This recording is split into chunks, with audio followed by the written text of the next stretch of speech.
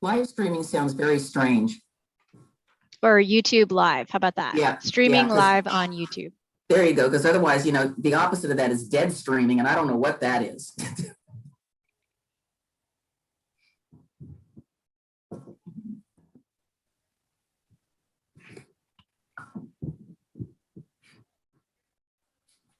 It's the Grateful Dead channel.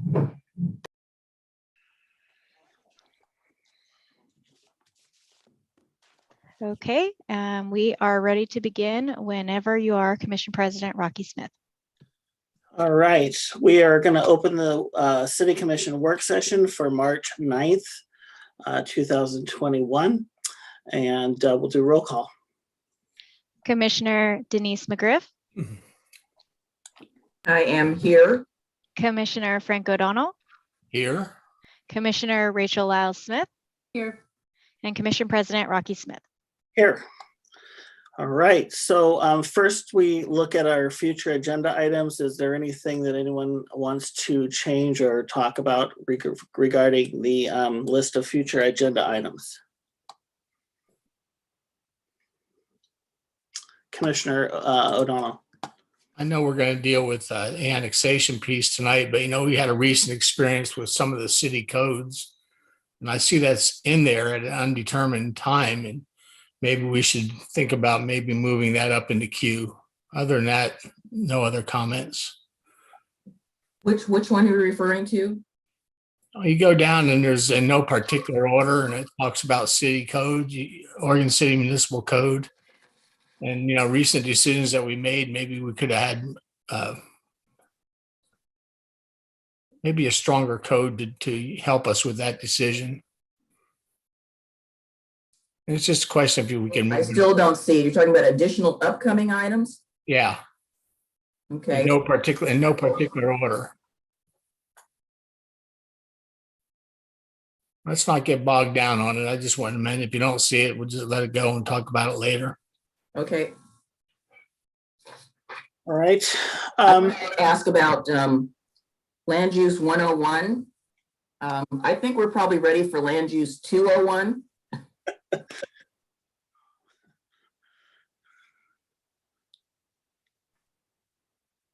Mr. Kavaisman, I guess he's still there.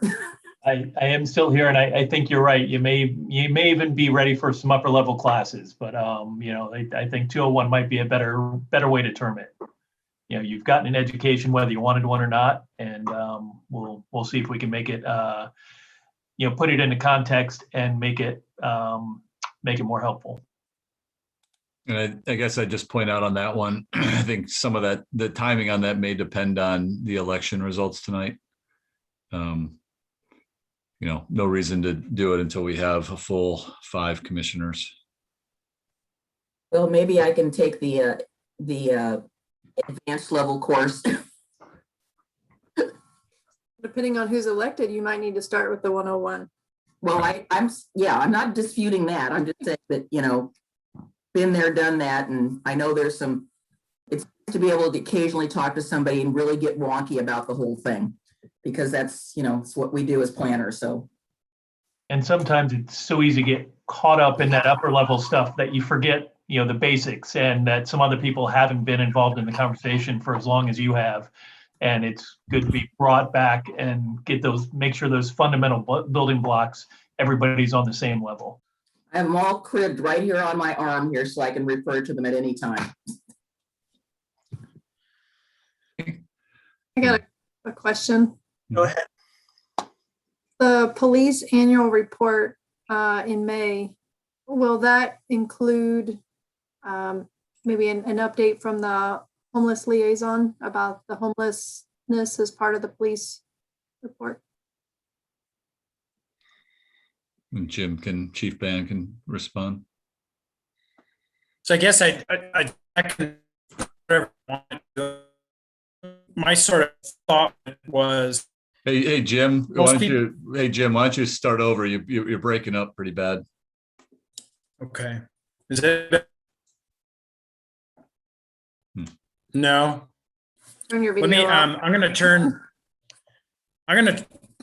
the video off. Maybe that will help. Can you hear me? Okay. Better. Yes. So it can include whatever you want it to include. One of the reasons I wanted to do it was if you watch most commission meetings, people would get the idea that all we do in policing is homelessness. And there's an entire world of what we do here every day that I feel like the commission needs to get updated on that. So I guess what I would maybe ask or suggest is there was going to be an element of that, but I almost think that we could do maybe one separate to that or something like that, because what we have to support or to present to you is quite a bit of information that just has to do with everything else that we do every day. Does that make sense? Yep. Yeah, and I think in the past, we've had just homeless discussion where we brought in and got updates from maybe the coalition or maybe Unite Oregon City, maybe a group or other loved ones, service providers. I don't know. I know we kind of had multiple people provide an update generally on what's happening as a separate item in the past. So that's maybe an option too, if the other commissioners are interested.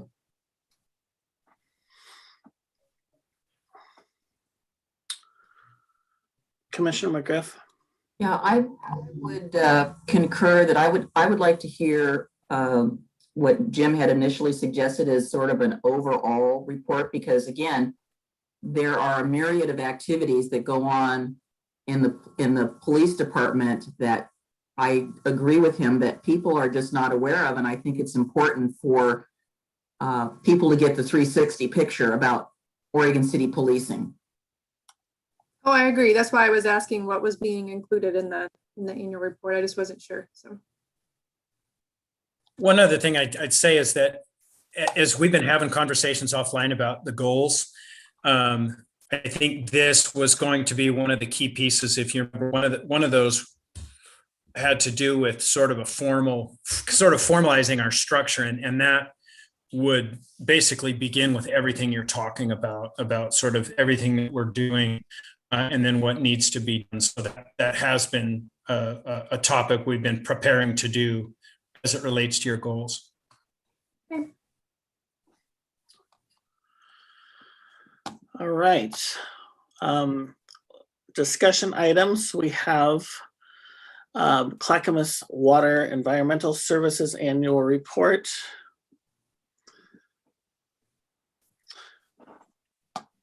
And I see Greg's here. So I'll turn it over to you.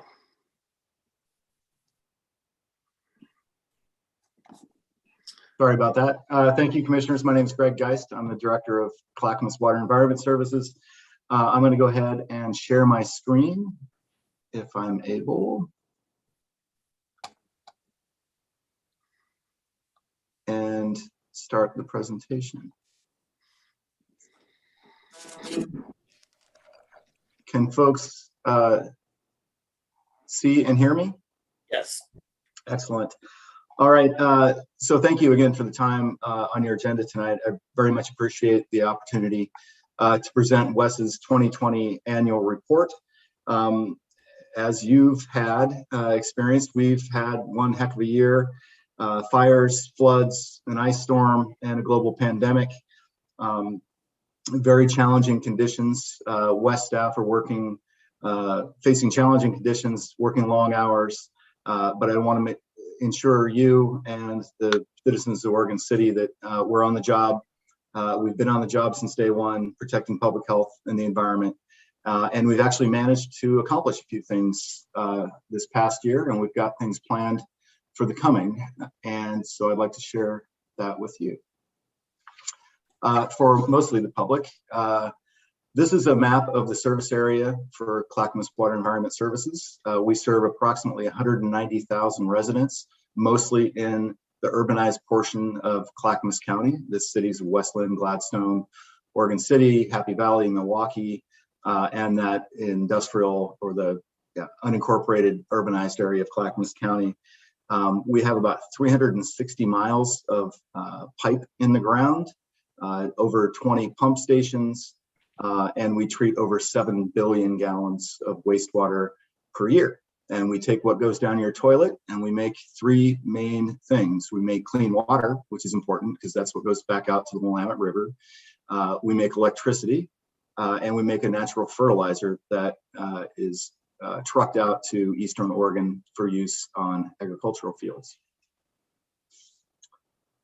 So some of the highlights I wanted to share with you. First, I'll start at our Kellogg Creek facility. This is our facility on the Willamette River in Milwaukee. That facility was constructed in 1974. It was showing its age. And so beginning in 2017, we started a series of investments into that facility. We've completed over 12 projects to refurbish and rehabilitate various components within that facility to the tune of a little over $20 million. Our focus is bringing that facility back up to modern performance, reliability, and safety standards. So we have been completing projects throughout 2020. For 2021, we have more on the table, including one of the main projects that we completed was a Good Neighbor related project to reduce odor, in addition to all of the process and modernization projects that we completed there. Moving forward, we're going to be looking at our administration offices, which is a really interesting place to be because it's literally like walking into 1972. It's kind of a Mad Men kind of thing going on there. And we've since made a lot of changes in the laboratory and consolidated our laboratory. And so we've got some real opportunities there to increase the efficiency of that space. We're also looking at replacing our ultraviolet disinfection system, revamping our the process that we use to biologically treat the waste that will save us a lot of energy. So we're excited about things happening over the coming year and longer at Kellogg. At our Tri-City facility, hopefully folks have seen the construction cranes and all the work that we're doing there. If you look at the picture there on the left, on my left, I don't know if it's your left, that is actually a rendering of our new digester complex. That 1.3 million gallon digester, which is essentially a giant concrete stomach where the solid materials that come into our facilities are, as well as other process pieces are sent. That essentially we feed those digesters, those stomachs, and they produce gas. And that's what we use to create electricity. So we brought in additional, the two digesters there in the middle of the picture are 1 million gallon tanks. And the one to the left there is a 1.3 million gallon tank that was brought online in September. And we are continuing that project during 2021, and it should be fully up and operational. And again, part of that project, those other two digesters, the original ones were built in 1984 to 86. And we're refurbishing those again to bring them up to modern performance, reliability, and safety standards. One thing, so we did bring that facility online in September, but due to COVID and other things, we partnered in that with the Oregon Energy Trust and Portland General Electric. They helped us fund that project, especially the renewable energy part of it. Once that is online, we will be producing over 50% of the power that we need to run our facility, which we're very proud of. And so we expect to have a celebration with Oregon Energy Trust and PGE later this year, and we hope that you would like to join us for that. It's kind of our flagship project. Next thing I want to talk about and thank both the commission and the community of Oregon City. We had a successful ballot measure in November. We need to replace our outfall or add a second outfall from our Tri-City facility out to the Willamette River. The existing outfall that you can see there in gray is nearing capacity. It was constructed in 1984, and obviously we've had a ton of growth since then. So what we're proposing to do is to add a second outfall, and that is the green line that runs along I-205. under John Storm Park and out into the Willamette River. So we're very excited about that project. There'll be a lot more to come on that. As part of our agreement, we've agreed to restore John Storm Park to hopefully better than we found it, at least as good as we found it. We're also working with ODF&W and the Confederated Tribes of the Grand Ronde on the archaeological and fish-related aspects of that project. Overall, it's going to be a very a positive for water quality. Our existing outfall that runs out through Clackamas Park is in a kind of a shallow area of the river and also near the Clackamas River. This one is going to be deeper and farther upstream, and that will be our primary outfall moving forward. And from a water quality standpoint, it's in a better spot. So we're happy about that. We have already issued a request for proposal on this project in February, and we expect to begin have construction happening in 2023 and 2024.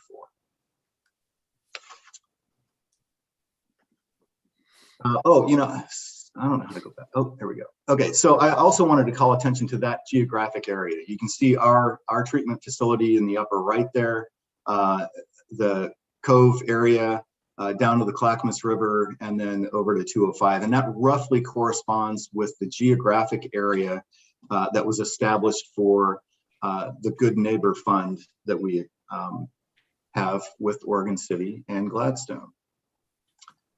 So in that area, we have an agreement. We fund $200,000 per year to Oregon City to do projects that are related to environmental education, watershed health, and recreational enhancements. So we're happy to have that finally kicked off. And here's the list of projects that are either happening or planned. I know some of those were delayed because of COVID, but we are happy to continue to partner with the city on making improvements for the community around our facility due to the impact that we have on the community. One other thing I wanted to mention is our 82nd Drive Bridge project. Actually, on the picture to the left, you may recognize Laura Turway and John Lewis. That was a meeting that we had with the Confederated Tribes of the Grand Ronde on our outfall project, showing them what we were doing and where it was going to be, and had a really great conversation with them about the cultural heritage of that area and their interests. And that conversation is and will continue moving forward. On the other side, I wanted to make sure that we mentioned our 82nd Drive Bridge. That's the old 82nd Drive Bridge. We completed a seismic upgrade and added a pipeline onto that bridge this year. And I'm proud to say that it now is more seismically resilient than especially the Highway 99 bridge downstream and the I-205 bridge there at High Rocks. So in the event of a Cascadia type seismic event, that bridge will be hopefully, at least more likely, available for emergency vehicles and things to get across the river. We did have an ice storm, and you may have read about it. I just wanted to say that we did manage to maintain operations through the storm. The original Tri-City facility was constructed, it came online in 1986, and there's a couple different ways to achieve redundancy when it comes to power for industrial facilities, vital facilities like ours. One is to have two separate substations feed that facility, and another is to have your standard power that comes in from a substation and have on-site backup generation. The decision was made back then that we would have two separate feeds, one coming in from the north and one coming in from the south. During this event, well, I should also add that when the facility was upgraded in 2011 and expanded, we chose at that time to add on-site power generation for about 3/4 of the facility and continue to rely on the dual feed for the part of the original facility. During this ice event, we lost both legs of power from PGE. So both of those substations went down. And so a portion of our facility was left without power. Within about 24 hours, as you can see from this picture, that generator on a trailer, we did power back up that portion of the facility. We did issue notices to both, the State Department of Environmental Quality, the public, and the media that, we had power problems and that we weren't sure about the quality of the effluent that was coming out into the river from our facility at that time. I'm pleased to say that we did get the facility back up and fully powered within 24 hours, and we did not, we continued to meet the conditions of our, for water quality for that facility with respect to the State Department of Environmental Quality regulations and requirements. So it was close, but we got by, and we had a lot of people working very hard and through the night, multiple nights, to keep that facility online.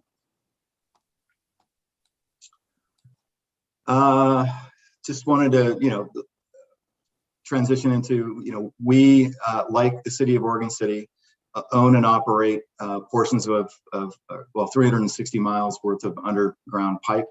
We have facility staff out every day inspecting and maintaining that type of pipe. If you look at the picture down in the lower right, that is a gap in a pipe joint, and that indeed is a snake poking its head through that gap. Which brings me to my next slide, and that's talking about inflow and infiltration. If a snake can get its head through a gap in a pipe in our system, water can certainly find its way in as well. And I know that you folks, through conversations with John Lewis, are well familiar with inflow and infiltration.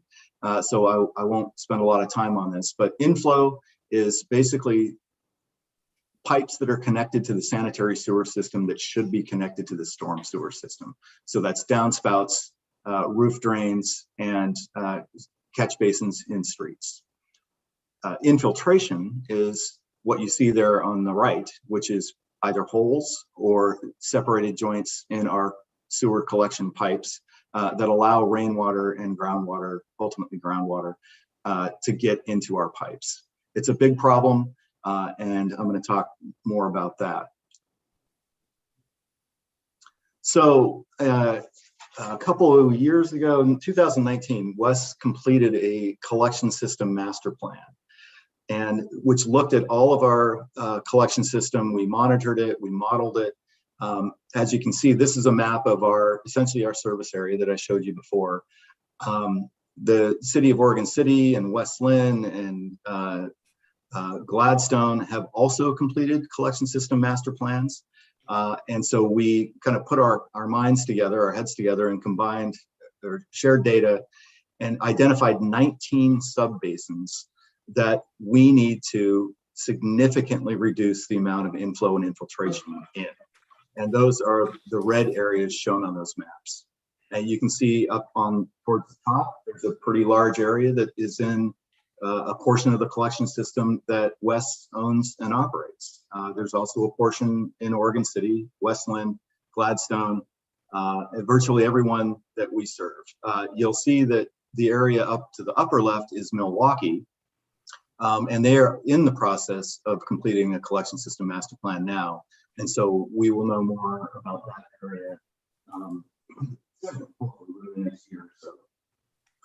So what we know is that we need to reduce inflow and infiltration from these areas. It does not make sense to build treatment capacity, hire people, use chemicals, use electricity to treat groundwater and rainwater that should not be in the sewer collection system to begin with. According to our analysis, if we do that, if we significantly reduce, and I'm talking about in the neighborhood of 65%, reduce the amount of inflow and infiltration in these 19 subbasins shown here in red, we will avoid spending over $120 million over the next 20 years in treatment costs. So that's a compelling number. And what it tells me is that we need to work together. and I'll talk a little bit more about that. So basically what we're doing is reaching out to public works directors, city managers, and the technical folks within the cities and saying, hey, is this your understanding of what's going on in your system? And essentially verifying our results. And we are also having conversations with our West Advisory Committee, of which thankfully Commissioner Smith is part of, about how to create a community investment, a partnership, a collaboration, so that we can avoid that over $100 million cost over the next 20 years by mutually and collaboratively investing in collection system work that we all agree will help reduce that amount of inflow and infiltration. With that, I will hand it off to Chris Story, Assistant Director of Clackamas Water Environment Services, to talk about our rates. Thanks, Greg. I'm basically the palate cleansing sampler you have in the middle of the meal to try to get you bridged over to the good tastes later on. So with that in mind, I will give you some dry financial information that will hopefully get you ready for some meaty subjects down the line. Oregon City, as you know, is a wholesale customer of WES.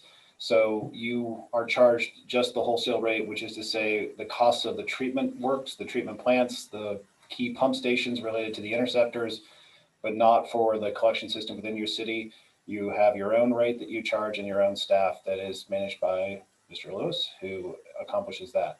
Our current rate is $24.95 per equivalent dwelling unit. So this is our proxy for what a household is. We are, because we cross so many jurisdictional lines, not able to charge based on consumption. There are 4 different water providers within our boundaries, and they don't all charge the same way or have the same rate system. So we take an average and apply that across the system and create a rate. And that's why you see an equivalent dwelling unit here. I thought it might be useful to flag from a contextual standpoint when we talk about the savings of 120 million working together. We've priced that out to about $5.50 per month per EDU. So without that shared investment, this rate would jump from $25 to over $30. And that's what we're trying to avoid by pursuing this I&I reduction program.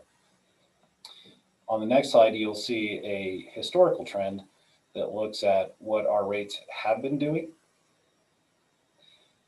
And our West Advisory Committee has asked us to follow a financial policy. And that policy is no less than inflation, no more than 10%, with the following priorities. The first is protecting water quality, making sure that the environment that we are charged with is protected. The second is supporting economic development and making sure there's no moratoriums or other restrictions. And the third is doing so in the most cost-effective manner possible. And we have that hierarchy specifically because we need to make sure that we are protecting the environment and allowing continued access to the system. And then our target has been, because we have a fairly robust capital program that's been investing, around 5% per year on average over the last 5 years. We're actually about 4.5%, as you can see on the wholesale rate. On the next slide, I believe, you will see an update of something that may be impacting system development charges, which is another component of our financial program.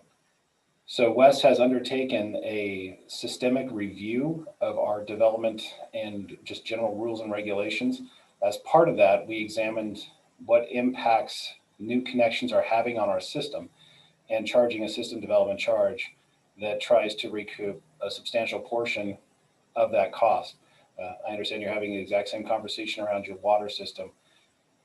In doing that analysis as part of the refresh of our rules and regulations, we realized that our rule, much like everyone else has for decades, treated a house as a house as a house and didn't make any material distinctions around the size of the house. So we actually went and tried to specifically estimate the impact of homes and see if there was a statistically significant difference between the different houses connecting to the system. And by accessing water consumption data from several of our partner water jurisdictions within our boundaries, census data, and some others, we were able to find a rational basis for making a distinction between the types of homes when they connect to the system and how much they're actually contributing to the wastewater service needs that we have to provide.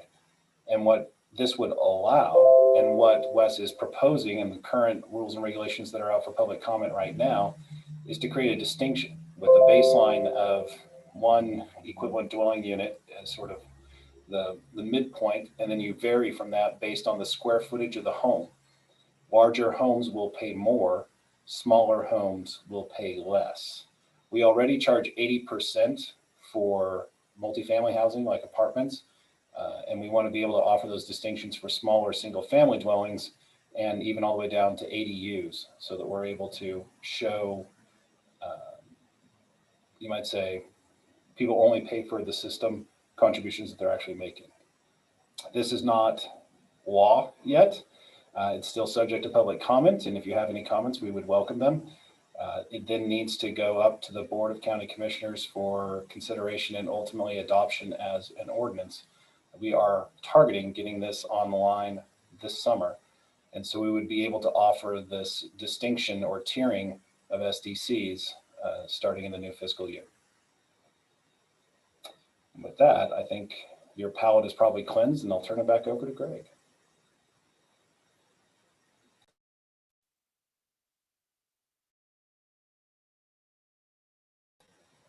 Who is muted. Oh, can you hear me now? Can folks hear me? Yes, we can hear you. Okay, excellent. Sorry, I think my emails were chiming in there. I apologize for that. So I just wanted to mention, you know, in addition to the work that we do in the treating sewer, we also have a surface water program at Water Environment Services, very similar, I'm sure, to the program that the city of Oregon City has. We are actually co-permittees under the same Clean Water Act permit with Oregon City, Westland, Gladstone, and a whole host of folks. So we are all working together towards clean water. Urban stormwater runoff is the leading cause of water pollution in Oregon. And we take our responsibility seriously. I wanted to mention that WES has a annual grant program of where we distribute $300,000 this past year. That went to 14 different organizations, including Clackcraft drift boats, in order to implement projects and educational opportunities to improve stormwater runoff. We also, with respect to Oregon City, have deep relationships with the Environmental Learning Center at Clackamas Community College and the Water Environment Technology Program at Clackamas Community College. In addition to that, this is our third year, 2020 was our third year, in partnership with Solve Oregon, doing what we call our summer waterways cleanup events. We had one at Clackamas Park, and we had one at High Rocks, and we had, you know, a number of them throughout the community in and around Oregon City. In addition to that, we've planted over 20,000 trees. So the next thing I want to, and I'm going to I do have a short video, so I'm going to let it speak for itself. We are always looking for opportunities in the community to work with students and to develop a future workforce. In this case, we partnered with around that solids handling project, that 1.3 million gallon, 20 or tens of millions of dollar digester project. And we partnered with our design engineer, Jacobs, and our construction company, JW Fowler, and reached out to the Clackamas Academy of Industrial Sciences and said, how can we bring our projects and that real world type learning to students and help develop that workforce of the future. So I do have a short video I would like to share. Hopefully this works. operations, construction. We're all looking to train the next generation. And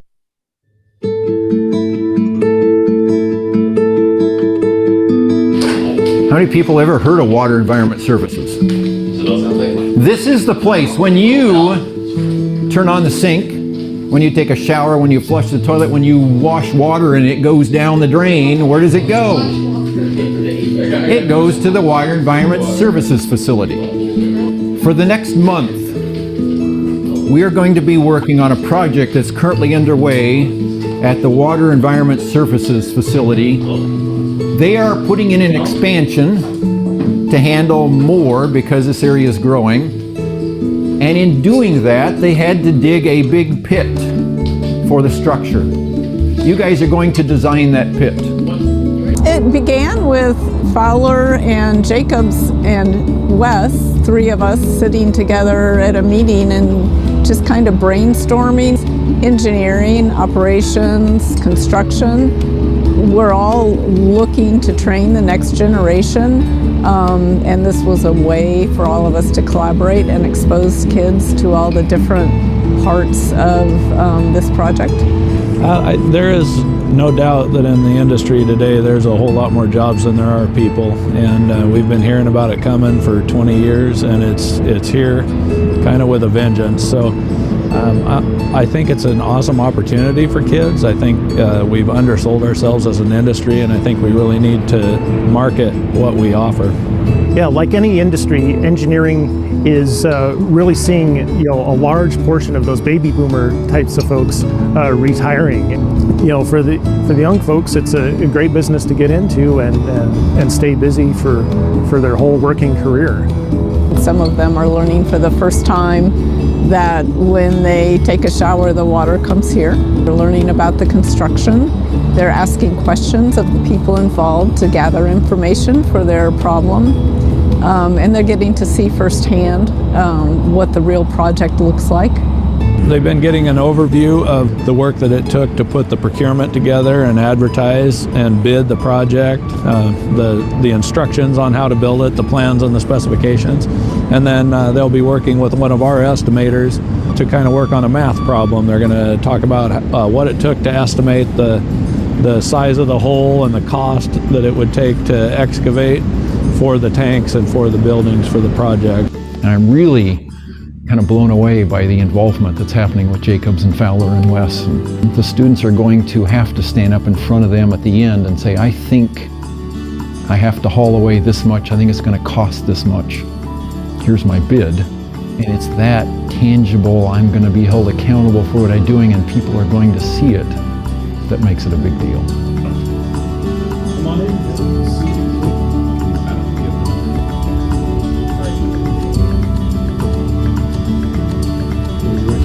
For the volume of dirt removed, we figured the calculations to be about 304,724.38 yards, cubic yards, with 243,779.49 yards, cubic yards, hauled away, and about 60,944.88 cubic yards stored for backfill. There were 4 teams that really rocked it. You had a group that I would have given a 10 to, and we're going to hire her this year. So I wanted to put her on the spot, and I asked her, explain your volume. She started pulling a paperwork. I said, no, just walk me through it. And she was able to articulate and explain it without looking at anything and going off of memory. And that right there means she nailed it. Roush is a really good teacher. He really helps us understand it in ways like that we can remember. It's like we get to create what we're learning about, and we get to choose how we want to learn it. Right now, there's just tremendous opportunities for young folks to get into engineering and get after it. It's an exciting career. The Clackamas Academy of Industrial Sciences, I think that's a great program over there with the engineering, science, and trade type exposure for the kids. They've got a really bright future ahead of them. What we're doing is practical. It's meaningful. Several of the kids that are they're getting it. They understand it. It's awesome to see that, and it's awesome to see that there's a future pool that is going to come in and work beside me. We want to get these kids involved early so they see a future.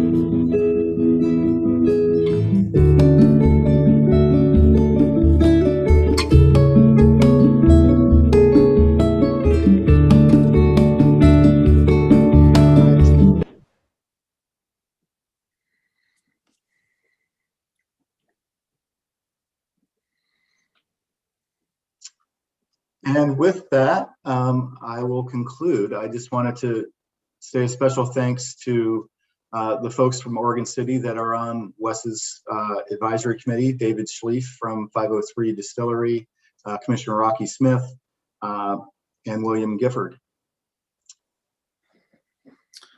All right, thank you. Do we have questions from commissioners or comments?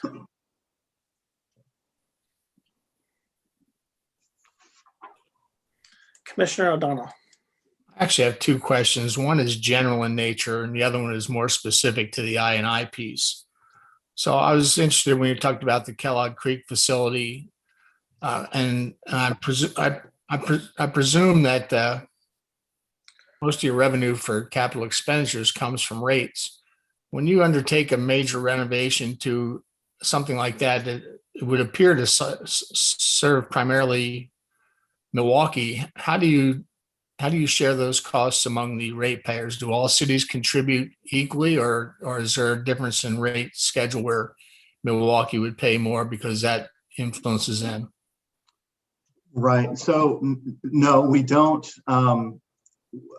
It is spread equally among our customers who receive that service. So if you receive wholesale wastewater treatment services from WES, which Milwaukee does, because like Oregon City, they own and operate their own treatment or collection system. Those rates are pooled and used, as well as SDCs in some cases, to do that work. Okay, so you treat the system as a whole, regardless of what element is being repaired. It's just a shared system and everybody contributes. Yes. Second question is specific to the I&I piece, and I know how aggressive our program has been in Oregon City, and I understand that any improvements we make contributes to or would minimize the amount of effluent you have to process. What is there any participatory program on the part of WES to assist Oregon City in what's probably going to be a major project? Yeah, thank you for that. And that's exactly what this has been a vision of mine for 2 or 3 years now.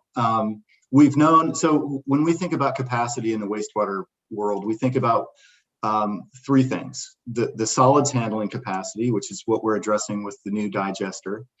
So that's a portion of it. The growth related capacity. So that's really the amount of flow that increases over time due to growth.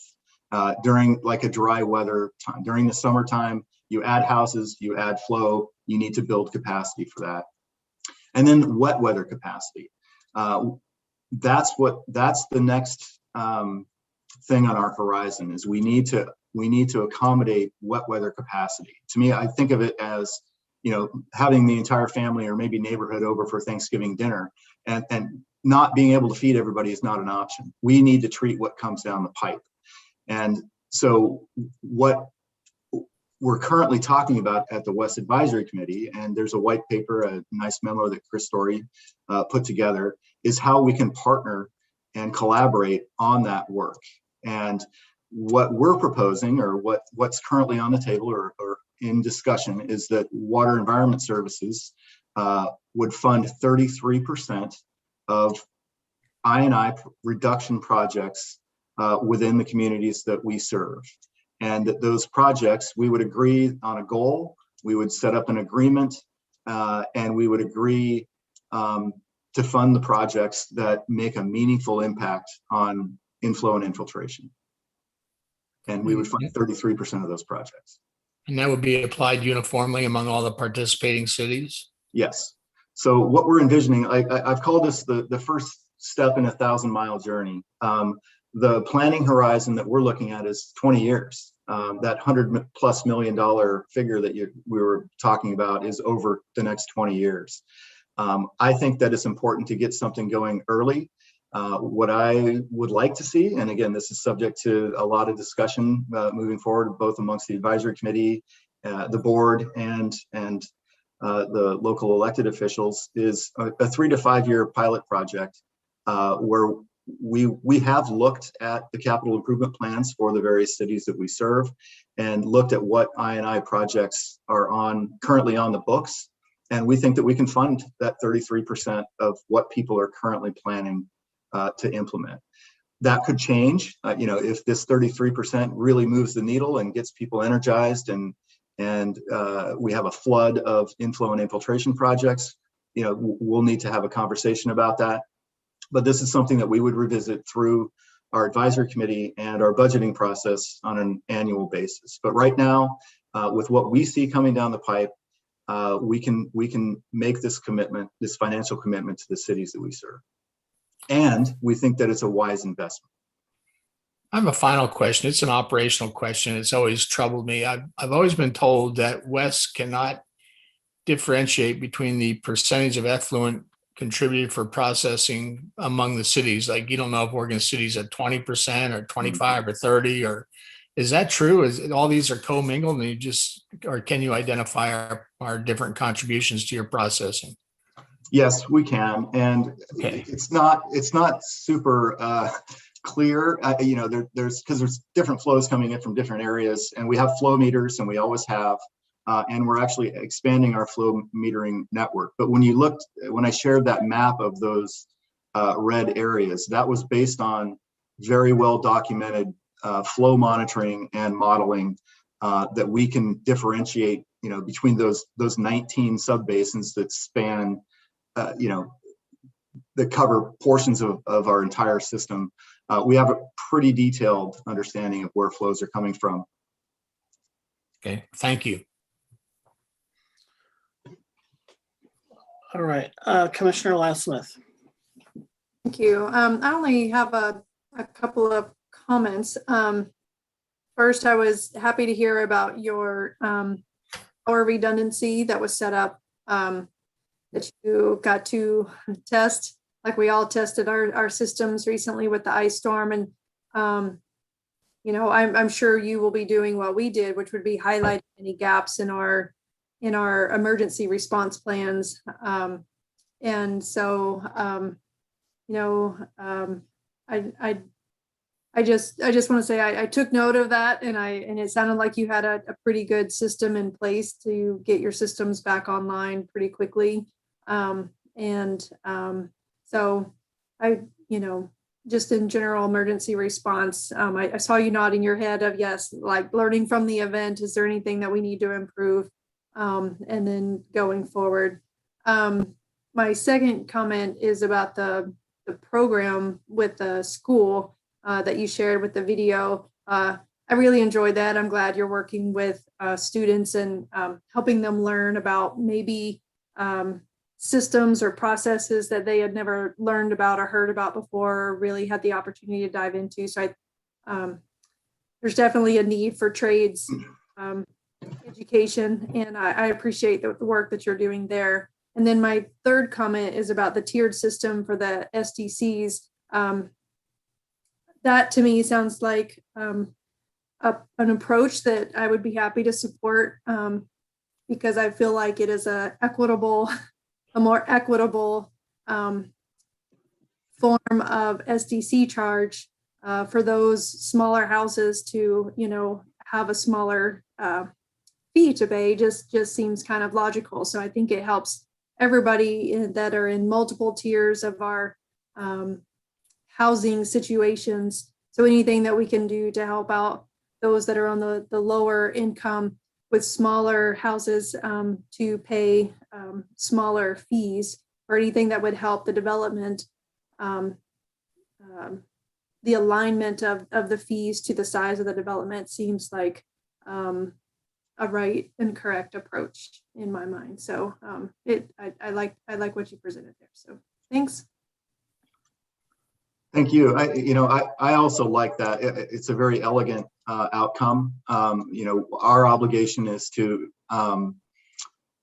charge according to the impact to our system, the cost of providing that service. And by digging in deeply, and there's a lot of work behind all that, to actually suss out what the impact is and be able to differentiate between that square footage size was, like I said, an elegant outcome and consistent with our charge. So,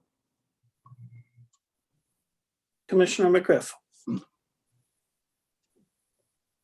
Yes, thank you. I wanted to follow up on the tiered approach. I probably didn't write it down fast enough, but could you just explain again how multiple family dwellings are being accounted for in that system? Sure. What we charge is one equivalent dwelling unit is a single family home. We default presume that multifamily apartments are 80% impact of that. So apartments, townhomes, condos are charged 80% of a standard SDC. And what the distinction you saw with the 5 tiers was even beyond that, there are smaller single family homes being constructed. And we want to make them eligible for a lower SDC because based on our research, they're having a lower impact on the system. So Chris, so you're saying 80%. So I know of some condos that are large. I mean, you have 3 bedrooms, which is basically, probably more than what I have in my home. So this is something you're planning to do, you're planning to get approval of for the future. So I'm curious because in Oregon City, we have a wide variety of housing sizes. So are you looking at keeping everything the same for the existing and this is just for new stuff, or is it going to be adjusted in some way? I mean, I'll use myself as an example. I have a single family home, but it is smaller than the average. I mean, it's 109 years old. Right. So I looked at the chart you had up, and I would fall into the one that was up to 1799. My house is in between those two numbers. Mm-hmm. So it's just interesting that, we've got some homes that have been built in the upper portion of, that are, 4,000, 5,000 square feet, that I could fit 3 or 4 of those in my house. My house could fit into those, multiple times. Yes.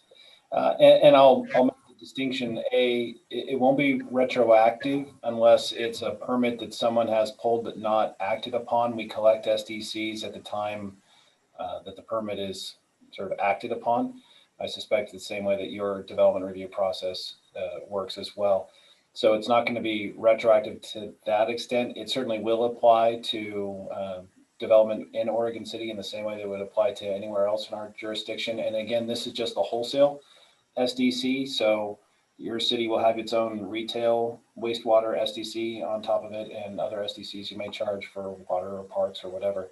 But it is just related to the system development charge. Right. We also did an analysis about 1.5 years ago looking at the monthly rate. And one of our challenges is we weren't able to get good data based on consumption because we had so many different water providers. And B, we found that from a cost perspective, between 85 and 90% of our costs were fixed because it's so dependent upon the physical assets of the treatment plant and having staff there. Our variability based on flow is pretty low from staffing. So from an ongoing basis, once people connect, not so much, but connecting about how much we have to construct, because we always construct before people connect, we were able to adapt to that. And we wanted to offer that adjustment to new housing as they were looking to develop. And then my last question is about my favorite topic. My new favorite topic is I&I.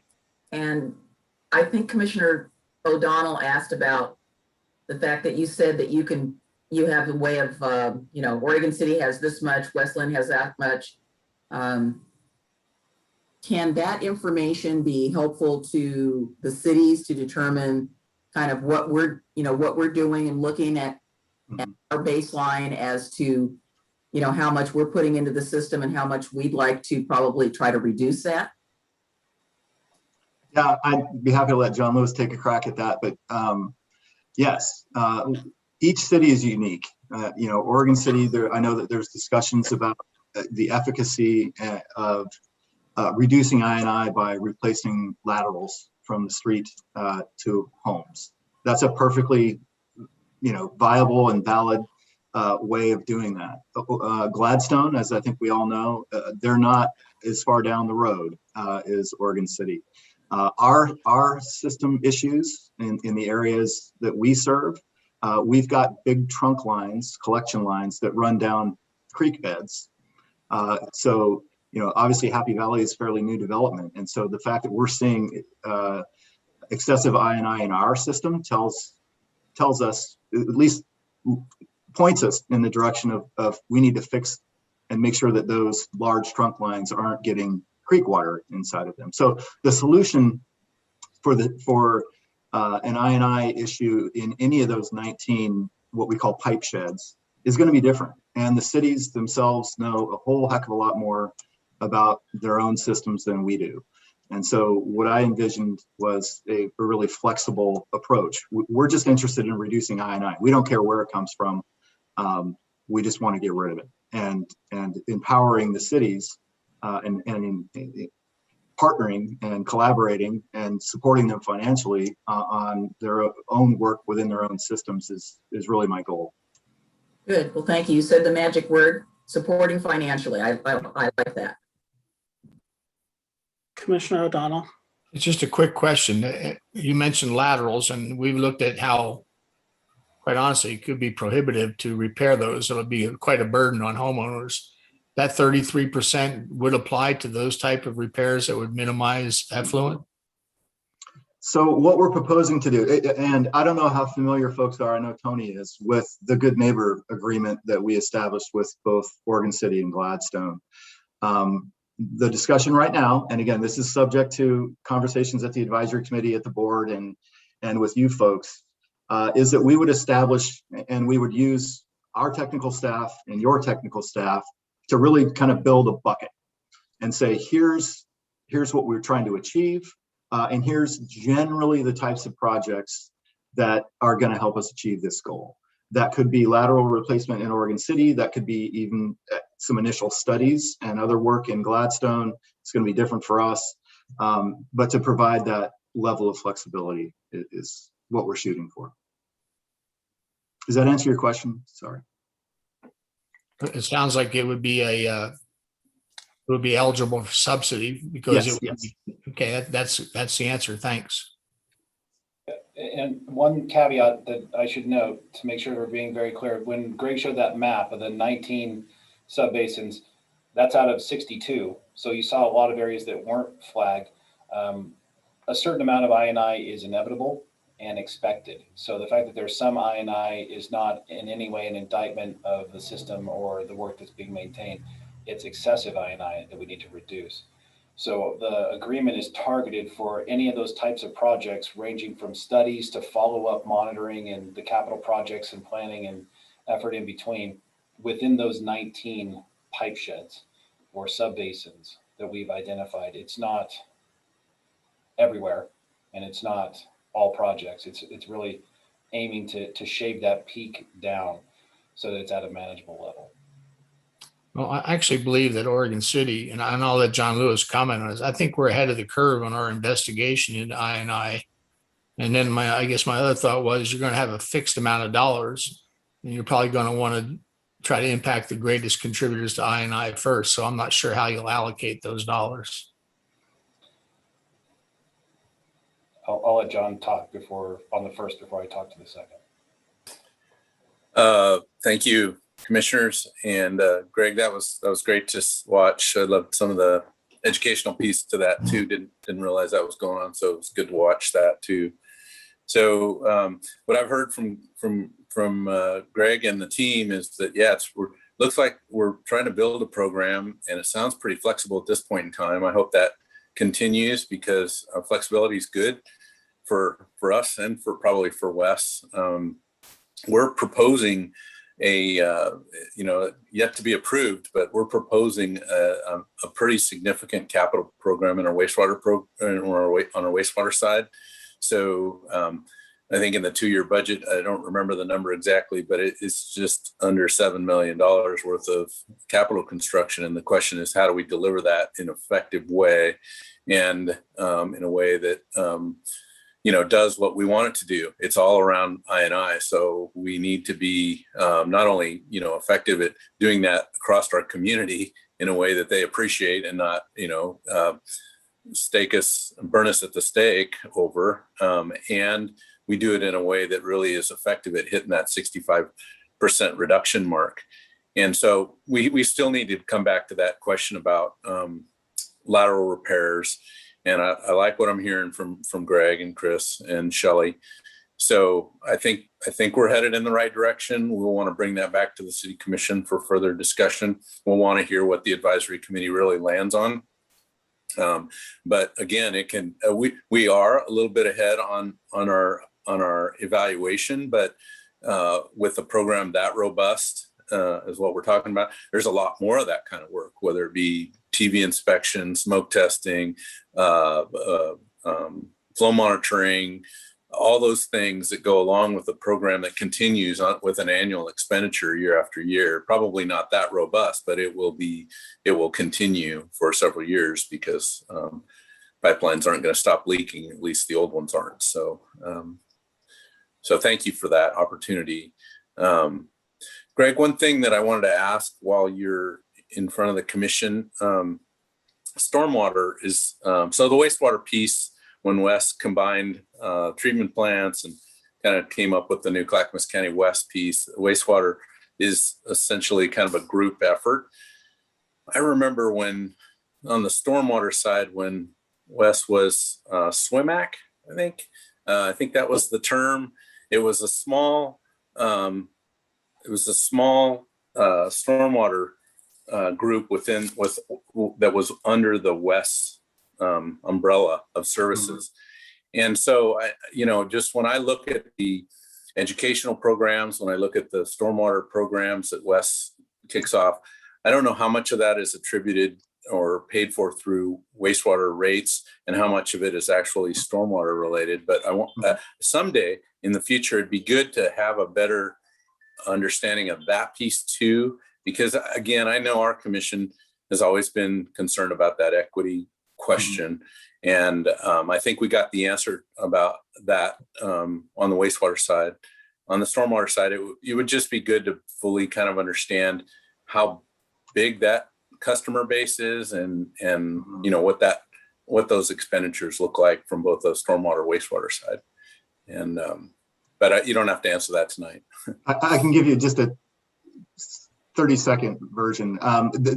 We do not commingle funds. We have a surface water fee, and that's what we use to pay for the surface water activities. And SWIMAC is still an entity, but it's a very different thing. So the SWIMAC was formed back in the early 90s, and it's really rural areas in the Tualatin watershed. So versus what's in our current municipal separate storm sewer system, so the urban services that we provide. We did not combine those. So we say, if you get wholesale treatment rate or wholesale treatment services, you pay one rate.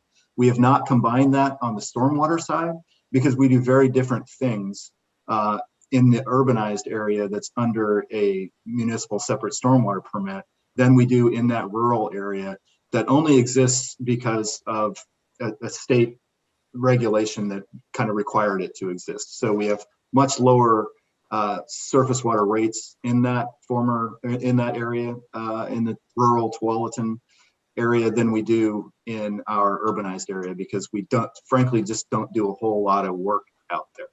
Yeah, and to be clear, the former CCSD1 area, we provide the surface water for that area too, City of Happy Valley and urban unincorporated areas. So it's not just SWIMAC. We're actually the single largest surface water provider in the county.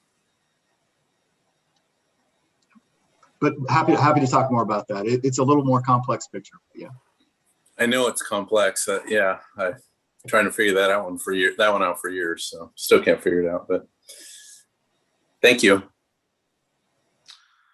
Greg, I have a question about So the I&I grant program, that's going to be continued to be discussed within the advisory committee and I assume with staff.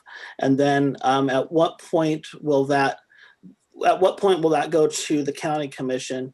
And then if and when that does, will staff in the individual jurisdictions be then, working on their projects to propose, or would you come back to the city commissions at that time? So I want this to happen as soon as possible. We are going to be discussing it at the next advisory committee meeting, which is in a week or two, and at every other one until we get it hammered out. I think what we need to figure out is how we want to structure some kind of agreement and move forward from there.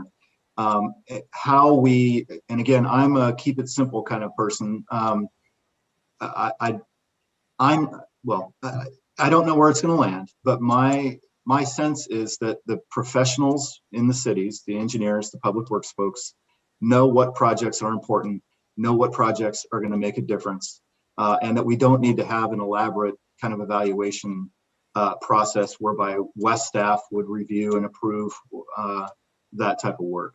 I just think similar to the Good Neighbor Agreement, we establish amongst that group of technical staff, we establish that what that bucket looks like, what those bounds are, and we keep it as streamlined as possible. So the equity part has been the whole part, and well, one of the main issues with Oregon City in the past decade, and the governance issue as well, which I don't think is a topic anymore, but should be. The issue that I'm concerned about in terms of the I&I piece is that clearly Oregon City has been more proactive than other cities. And we're not really getting, a credit for that in the sense that if, once we start these new projects, we've already done a lot of work that some other cities haven't done. And so, and then even when we get to the individual projects, the sizes of the different projects in each jurisdiction is going to be different sizes, which means that 30%, 33% is going to be a different size amount of money going to different jurisdictions to help their issues. That's not the same equality as if we build an expansion in Kellogg that we all pay the same. That's not equitable, and it doesn't make sense. And so my worry is that when we go and when West goes and creates agreements with individual cities, they're all different. No. And they don't equate with each other. For example, there's an IGA with Milwaukee that allows them 3 votes on the advisory committee. There's different numbers in different places. And the last time, so I was on a break for 2 years before I came back to the commission after 10 years dealing with this issue. And by my memory, the last time I was on the commission, the advisory committee was half the size that it is now. The advisory committee now has 20-some voting members on it. And so it does, even if all the cities agreed on something, they would have no say in the direction that West is going.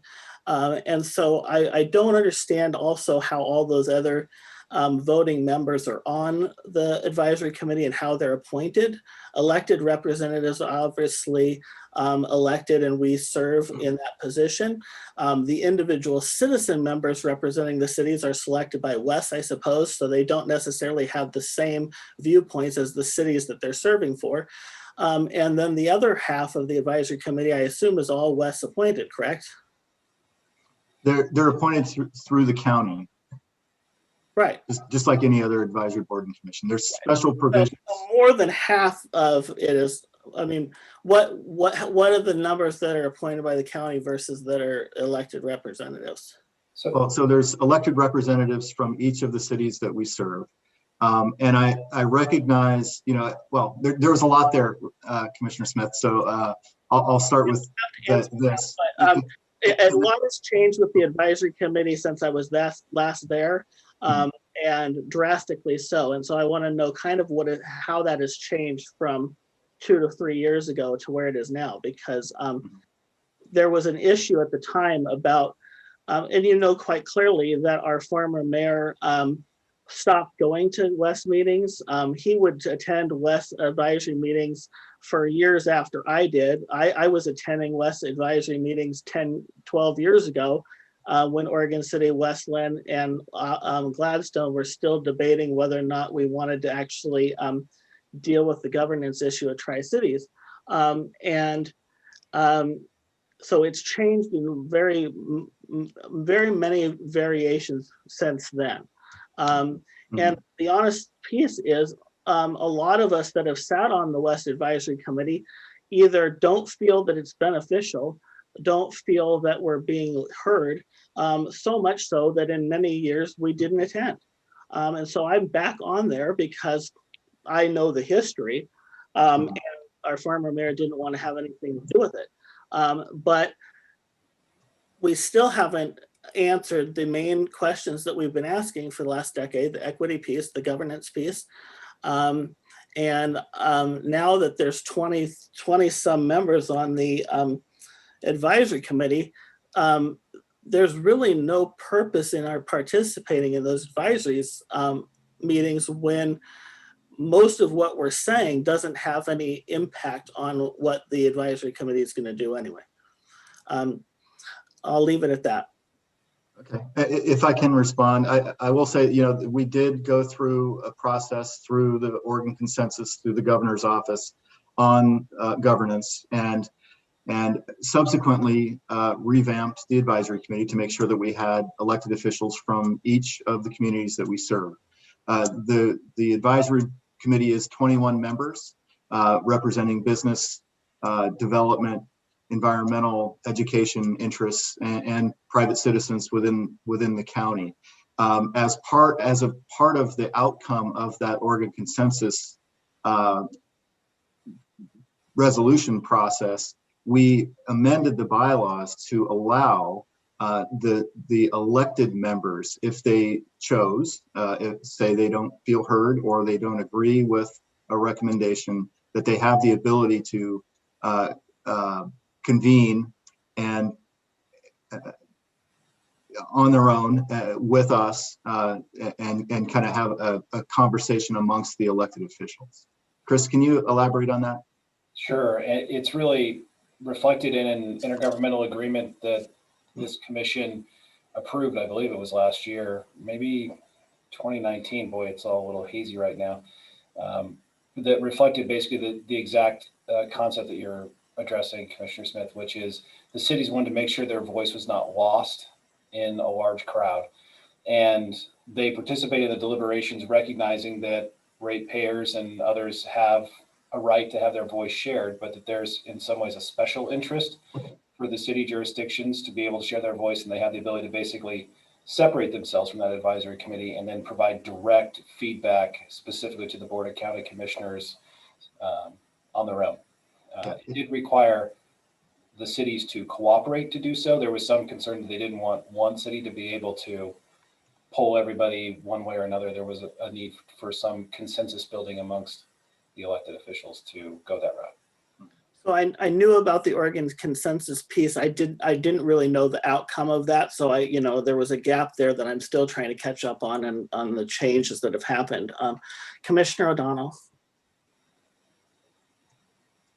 You're on mute, I think.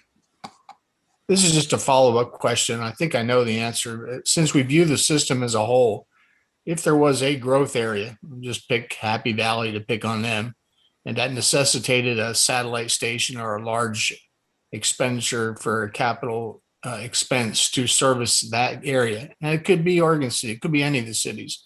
Are we saying that all cities would share in bearing that cost as a rate increase?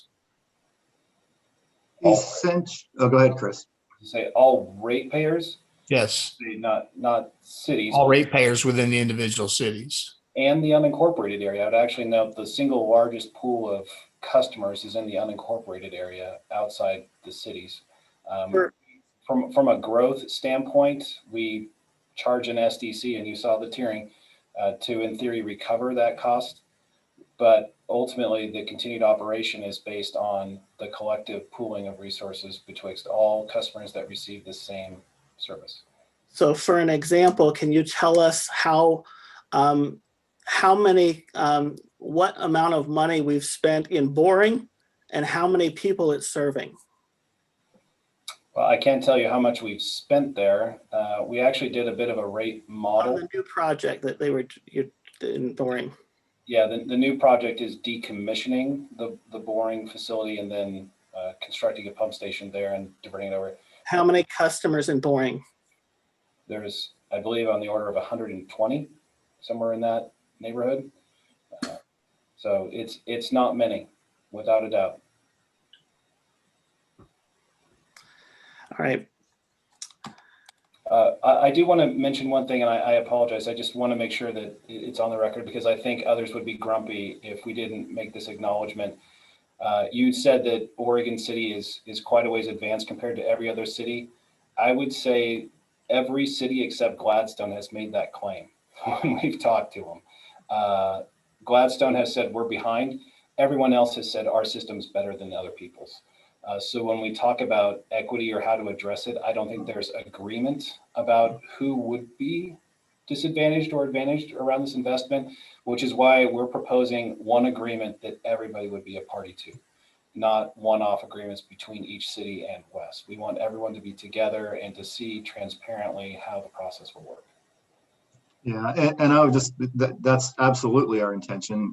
We would not have different agreements with different cities. And what I'm focused on, and I think what the technical people would probably say is the correct thing to focus on, is investing in projects that make a material impact on reduction of inflow and infiltration. You know, I don't know that we can backcast and figure out, you know, who's been where, or, you know, but moving forward, we want to make sure that we partner with these communities and that we share a goal and that we contribute to those meaningful reductions in the amount of I&I that's reaching our facility and costing all of our community members and ratepayers money.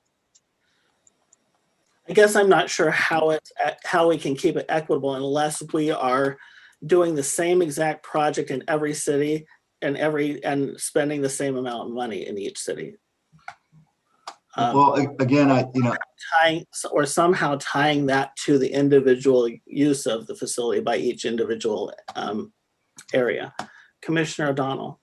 Well, to your point, Commissioner Smith, it almost seems like those cities who have embarked on these studies in advance of any decision to share in the cost have foregone the ability to recover some of those costs. They've already spent money. Apparently they're not eligible for reimbursement because we've already done it. It seems like there's a starting point, and we've borne some costs on our own for which we'll get no credit. Thanks. I think that's a fair observation. It's much like I would observe when you're looking at doing I&I work.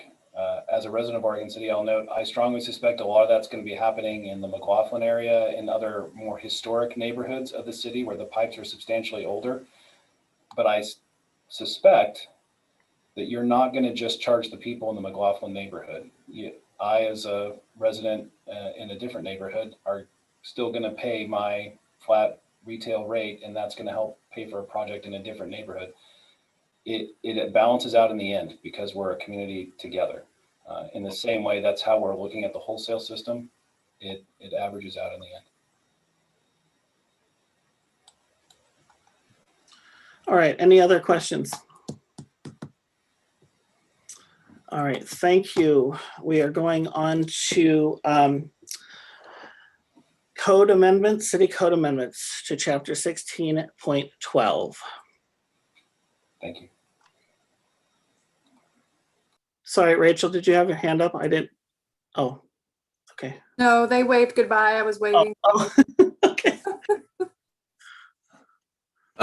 Katie, I know I didn't share this with you earlier. I've been trying to get it done. So this 11th hour, please forgive me if I got a spelling mistake or something in this presentation, but I think we're ready to go. If I can share my screen, that would be awesome. Yeah, you should be able to share your screen. Okay, you see my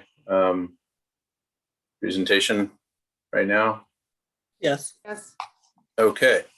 Well, hello again and good evening. I'll I'll be making a presentation tonight on the proposed code amendments for that are related to the definition of development and the exemption of public works related capital improvement projects from the land use process.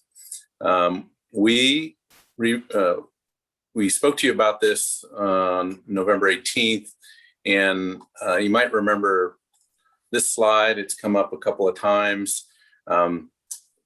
The City Commission previously adopted the items shown in green by ordinance as our first package of code amendments. Most of the items in yellow were discussed and as being acceptable to the Commission. The exception being Chapter 1704, which included the definition clarifying whether or not capital improvement projects in the right-of-way should be required to apply for and go through the land use process. The greatest focus tonight is going to be with the definitions chapter, even though we've got all these other line items in here.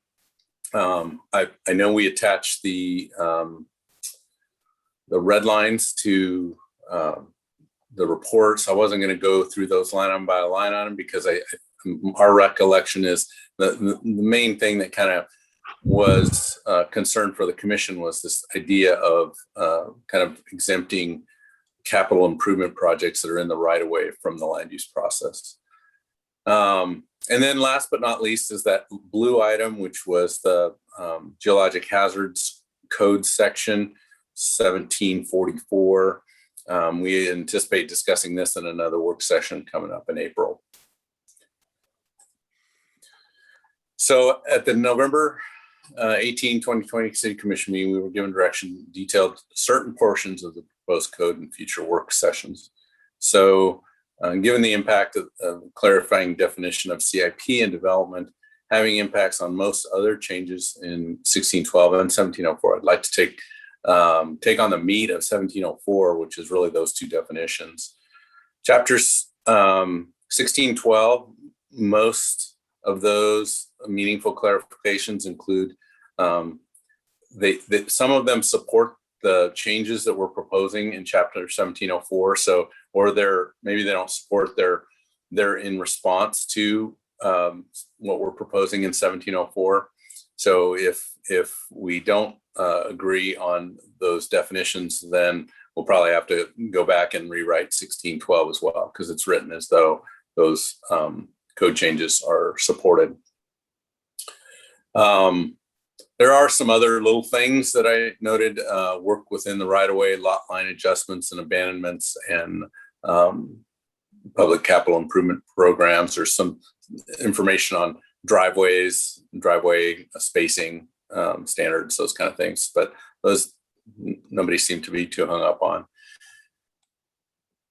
All right, so it's my recollection with the full code change package that the concern was that the Public Works was trying to avoid a requirement that other developers were required to go through. I'm hoping to share the intention of these code changes and make sure you understand that the difference between the capital improvement work in the right of way and the development of land that might include public improvements works and that are in the right of way. We see those differently, and we hope you will too. So the first one, and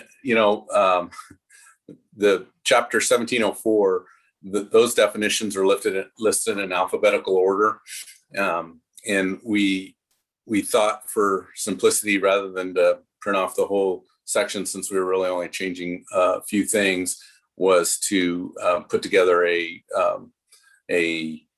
summary of proposed revisions rather than the full 42 pages of definitions. So I'm hoping that was helpful for you. Our summary is just over 4 pages, but as already stated, the two definitions, key definitions, are capital improvement and development. So the definition of the capital improvement project has been proposed to be added to the code to define the types of public works projects mentioned previously, which are commonly not processed through a land use process. This kind of work is varied, but under the current code and interpretation includes all utility work and all of what we consider improvements to our existing transportation network. So if you can imagine the additional costs and increase in process involved with all of our capital improvement plan work having to proceed through the land use process to meet today's standards. And the example I'm thinking of is applying today's standards and codes to utility projects in existing neighborhoods or utility transportation projects in existing rights of way, where maybe our current standard would require for something much different than that. New intersection spacing standards, driveway widths. For Malala Avenue, for instance, we probably, have more right of way to acquire if we were going to try to meet today's standards. And we're really not, I guess the piece that I wanted to differentiate here was, an undeveloped piece of property that's proposing something like a subdivision or a commercial development is obligated to do frontage improvements.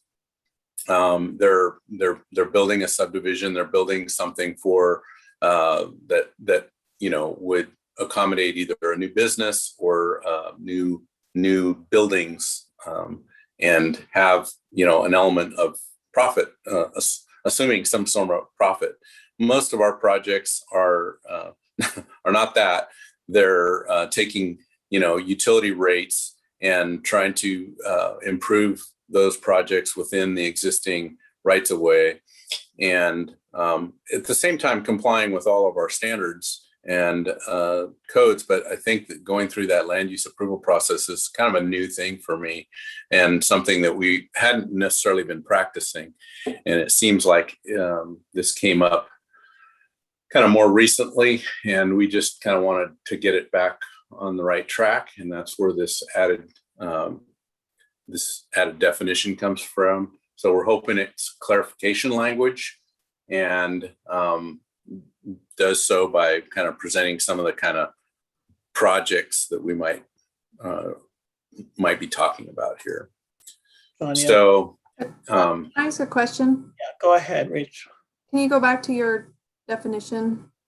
So I understand what you're saying about capital improvement projects within existing right-of-ways or easements, but I'm trying to understand, like, for me, though, the way you described new development, I understand and I agree with you, but when you're talking about proposed right-of-way or proposed easements, to me, that's new development. I'm thinking of like Myers Road. So I'm just wondering if that definition, am I misinterpreting something? Because to me, when you're talking about a proposed right-of-way or easement, then that means it doesn't exist and therefore it is new development. Unless you can provide another example. well, I don't think Myers Road, I mean, we haven't built a new roadway section like Myers Road since the old section of Myers Road was built. And there was a lot of community involvement in that process, just like there was a lot of community involvement in the Myers Road process. If you remember, we went through, my recollection of that one was there was land use approval for that project in the terms of we went through a concept plan, and then that concept plan had to be adopted through the land use process. And so we did that example did do a fair amount of land use approval work with it. But I would say that's not the kind of example that I mean, like I said, we haven't built a new roadway section like that wasn't a development related project in over 20 years. But I guess an example would be you have an existing roadway that doesn't have sidewalks and has ditches on the side, and somehow you come in and let's say we did a project on Leland that required 10 feet of right-of-way acquisition that we got in order to put in a planter strip and a sidewalk. So is that, a new, that's proposed right-of-way that we'd be obtaining through purchase or condemnation adjacent to an existing road in order to provide a sidewalk, or maybe we could only get 5 foot, right? So we're only going to build a 5 foot curb tight sidewalk that doesn't necessarily meet the standard just because of existing housing pattern, lotting pattern. You can't get 20 feet if the house is 10 feet away. So, right. Yeah, I think more often than not, I mean, there's lots of roadways where we're going to have to obtain right of way, and I'm not suggesting we're going to build within an existing right of way, but I think there's other elements besides the width. There might be things like curb tight sidewalks instead of sidewalks with planter strips. We're also typically required to put in signalization or replace signalization, but we don't, by virtue of the project, we're not necessarily generating traffic. That's something that development would do, but yet we would still have to, go through the land use process, comply with those sections of code. And that's what we're, intersection spacing standards on someplace like Myers Road, where there's existing intersections, or I'm thinking of the roundabout at the 5 intersections of Right. Parrot, Warner Milne, Central Point. We're going to struggle to meet a standard that a development would be required to meet there. And so we're just saying, look, right now, the interpretation seems to be, whether it's a transportation or a utility project, that should go through a land use process. And we disagree. And we think that would be detrimental to our budget and to our timelines. Okay, no, it's fine. I was just trying to understand because, like I said, to me, that proposed right of way meant it was new development. And since you were just talking about that, I was trying to understand. Tony, the examples were helpful. Yeah. Commissioner, sorry, John. Well, I want to make sure we clarify the things that I'm betting Commissioner McGriff is interested in, which is those other overlay districts. But yes, Commissioner McGriff, did you have something about this slide? You're muted. I know. I just wanted to make sure that you were going to discuss what I had asked my question ahead of time, because I wanted you to know. So I don't see anywhere in here. I'm generally okay with this. I don't see any place here where it says, except if it's in an overlay zone or something to that effect. That's the only thing I didn't see. Okay. So let me get to that. And if you got it, that's great. Well, what I could keep going with, I could have cut and pasted more of the language. I didn't. I kept this pretty focused on the definition of development, but I have a slide that addresses that. So Okay, let me get to that. Okay, So, perfect. Thank you. So the intention of the city code is to regulate development on private land. It's been common practice to not include public projects that occur within the right of way, such as the work that the city's including in road maintenance, utility replacements, new roads, anything like that. But for those things that have impacts on our natural resource overlay district, our floodplain, geologic hazards, Willamette River Greenway, anything like that, we're going to go through that separate process. And I know those are important to the community and they're important to this commission. There's nothing in what we propose that would prohibit that. So this definition here was pretty specific to development. But if you look at the full text of 17.4.300, there are specific paragraphs for these 4 code sections: historic commercial district, historic overlay district, floodplain management overlay district, erosion control and sediment control. And of course, if it's in a geologic hazard area, there's no question about that. That needs to be reviewed through our standard geologic hazard review process. So I think this is what you were trying to get to, Commissioner McGriff, which is, we value our historic neighborhoods a lot, and things like changes that would change the character of the neighborhood. For instance, we've talked about curb extensions in the McLaughlin neighborhood, or if we were proposing to put even curbs in the Kenema neighborhood, right? The Kenema neighborhood doesn't have any, well, there's one curb. I remember that one piece of curb that we put in years ago, and that topic came up. So I learned about the Historic Review Board pretty early on when it came to curbs in Kenema neighborhood. So we're not proposing to bypass any of those kinds of requirements in these code revisions. Okay, well, I just want to make sure that, in case we all get hit by a bus tomorrow, that it is in there that says, that capital improvement project still pertains to, with land use regulations that it relates to, however you want to say it, you know, if there's an overlay district. So is that written here somewhere? Because I looked for it and I did not see it. I switched screens real quick, and I'm Okay. not sure what you're seeing right now. I'm but looking at gonna- your report, the summary of proposed revisions to 1704 and the, sorry, I got lots of paper here, and the Let me see if I can switch real quick here. 1612. So I'm looking at the definitions as you had specified. So I'm, like I said, I am okay with everything that you have proposed. I just want to make sure that that's in there, because I'm equally concerned about historic overlay as I am with flood management and natural resources, geotech. Those are all, I'm kind of applying across the board to all the overlays. Yeah. I'm And I hoping. apologize if you can't see me, my foot fell asleep. So Yeah, so the summary that we included in the commission package that I don't have a good slide of, and I'm having trouble getting it to come up on the screen, for the summary of revisions to Oregon City Municipal Code 1704. There, I've got it yeah, on my I've got that in screen. front of me. So if you look under the text that's under 17.4.300, there's the text at the top end, which is included in the slide that I just showed.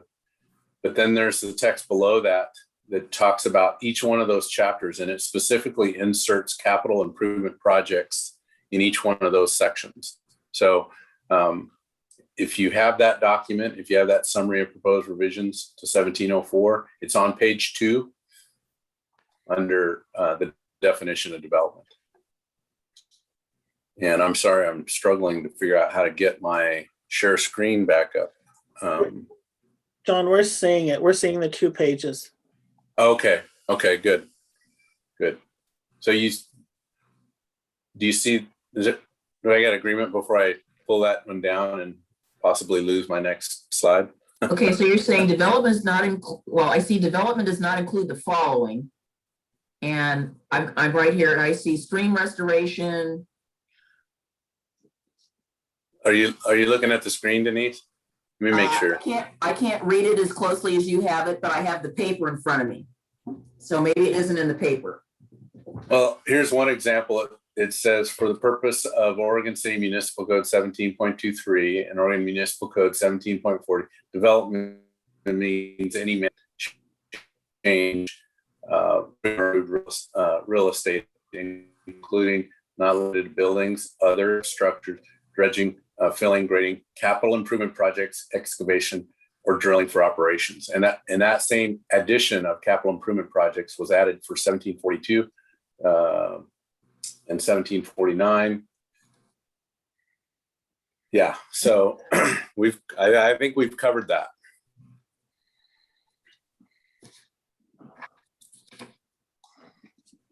Okay. I want to say, I think so. I'm sorry, again, Denise?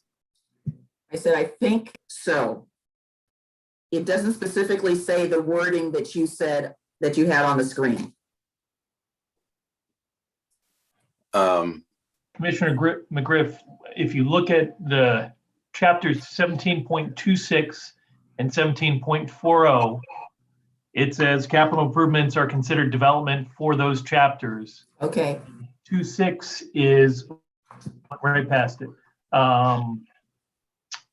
The historic commercial district. Right. And 4.0 is historic overlay. Okay. And then it has the next paragraph down, again, capital improvement is added Okay, I in the see it. definition of 42. Okay, which I is see it. flood management. Okay, we're good. It just doesn't have the language historic overlay. Instead, it Okay. calls out the code section. Yeah, I know 1740 by heart, but I don't know 1726. So I see it. We're fine. Okay. Thank you, John. Okay, sorry. Yeah, this slide here basically trying to emphasize that as well. So maybe I'll stop there. I don't know if Commissioner Rocky Smith or Commissioner Lyle Smith or Commissioner O'Donnell have any specific questions, but that's the meat of it. The rest of the things that are in 1612, I didn't lay out in their entirety because I don't remember them hearing from the commission that there was big concern with those. But there are some changes in 1612 again that that help us implement the changes that we made in the definitions. So, and I guess the other piece that we included in the packet to kind of further justify that was we tried to look at other agencies and whether or not they also, does anybody apply land use to capital improvement projects within the right of way? And, the answer to that was no, they don't. They do have overlay districts, and like us, they would put the project through the land use process if it had impacts to an overlay district. So I think this slide here came together because these are some of the other agencies that we kind of talked through and got that information from. So back to this slide, if we have agreement on the definition changes, we think everything in yellow could come back in an ordinance on April 7th. Okay, everyone feel good about that? Yeah, I wanted to say I'm supportive of us moving this forward. They've addressed all of my concerns, and I went through this with a pretty fine-tooth comb based on some advice from Mr. Lewis, so I am okay. All right, I'm okay with it. I'm getting head nods. I think we're good on this. I'm comfortable with it. I thought Josh Wheeler's memo in other jurisdictions was also very helpful.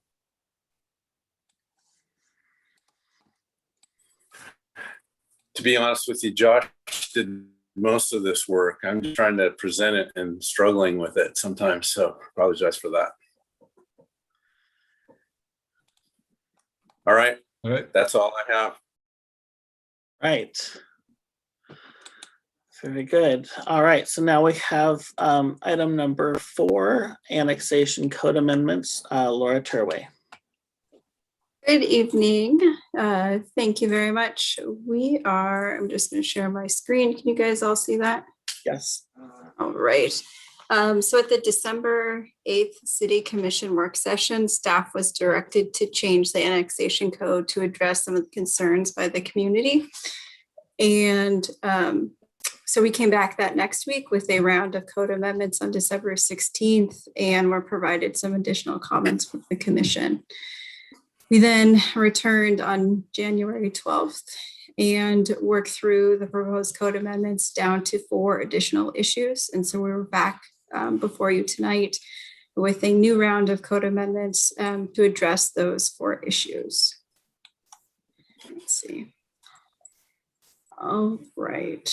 The first is to include language in the annexation factors that specifically identify that the annexation is timely, orderly, and efficient. And this is in addition to the other factors that really are geared for that particular purpose. So we did include that language. Variations of this language are, of course, embodied in ORS 222 and Metro Code 3.09. So you'll see those analyses show up in the staff reports when they come to you anyway. Right. Before I move to the next one, I just wanted to see if this is sufficient or if there are any changes we want to make on this code amendment.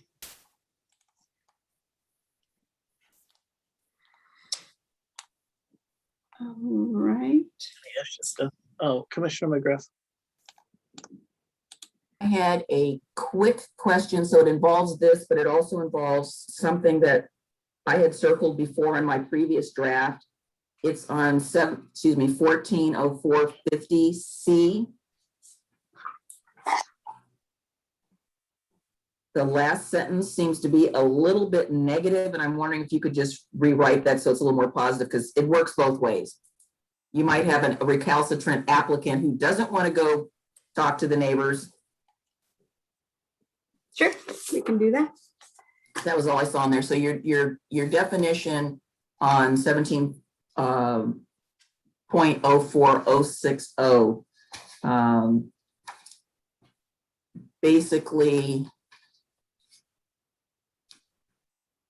yeah, I mean, I think it gets to the meat of it. You know, again, if I think about some past applications, you know, they may not be timely, orderly, or efficient. So, I mean, again, there's going to be findings related to that, I presume. Yeah, and our comprehensive plan also directly speaks to a lot of these same concerns as well. Okay.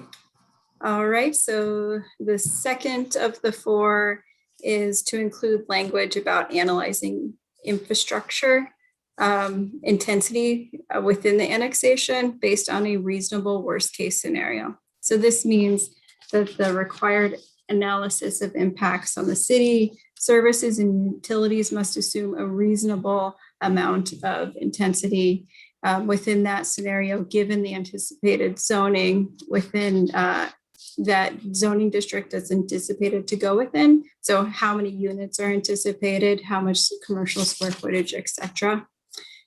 This is a practice that we follow, so you'll see it already included in the reports as well, but the code is amended to add some additional clarity around this issue. And so you will see it applied to the actual analysis for, you know, transportation, sewer, water, storm, police, fire, and emergency services as well. Any comments on this one? Commissioner O'Donnell. Just a question. Does lot averaging play into this analysis at all, even as modified? Yes, because we would assume a certain amount of units, and that would take into account lot averaging. Though I would say that it's done at such a high level, some of those more detailed stuff are more assumptions. So you're guessing at how many units might come in without knowing the street layout. So lot averaging is acknowledged, but it's not that fine of a analysis that's done. When you get the zone change, we'd be at a finer tooth comb. And then when development comes in, we'd also be at a finer tooth comb as well, as we know more. Understood. Commissioner McGriff.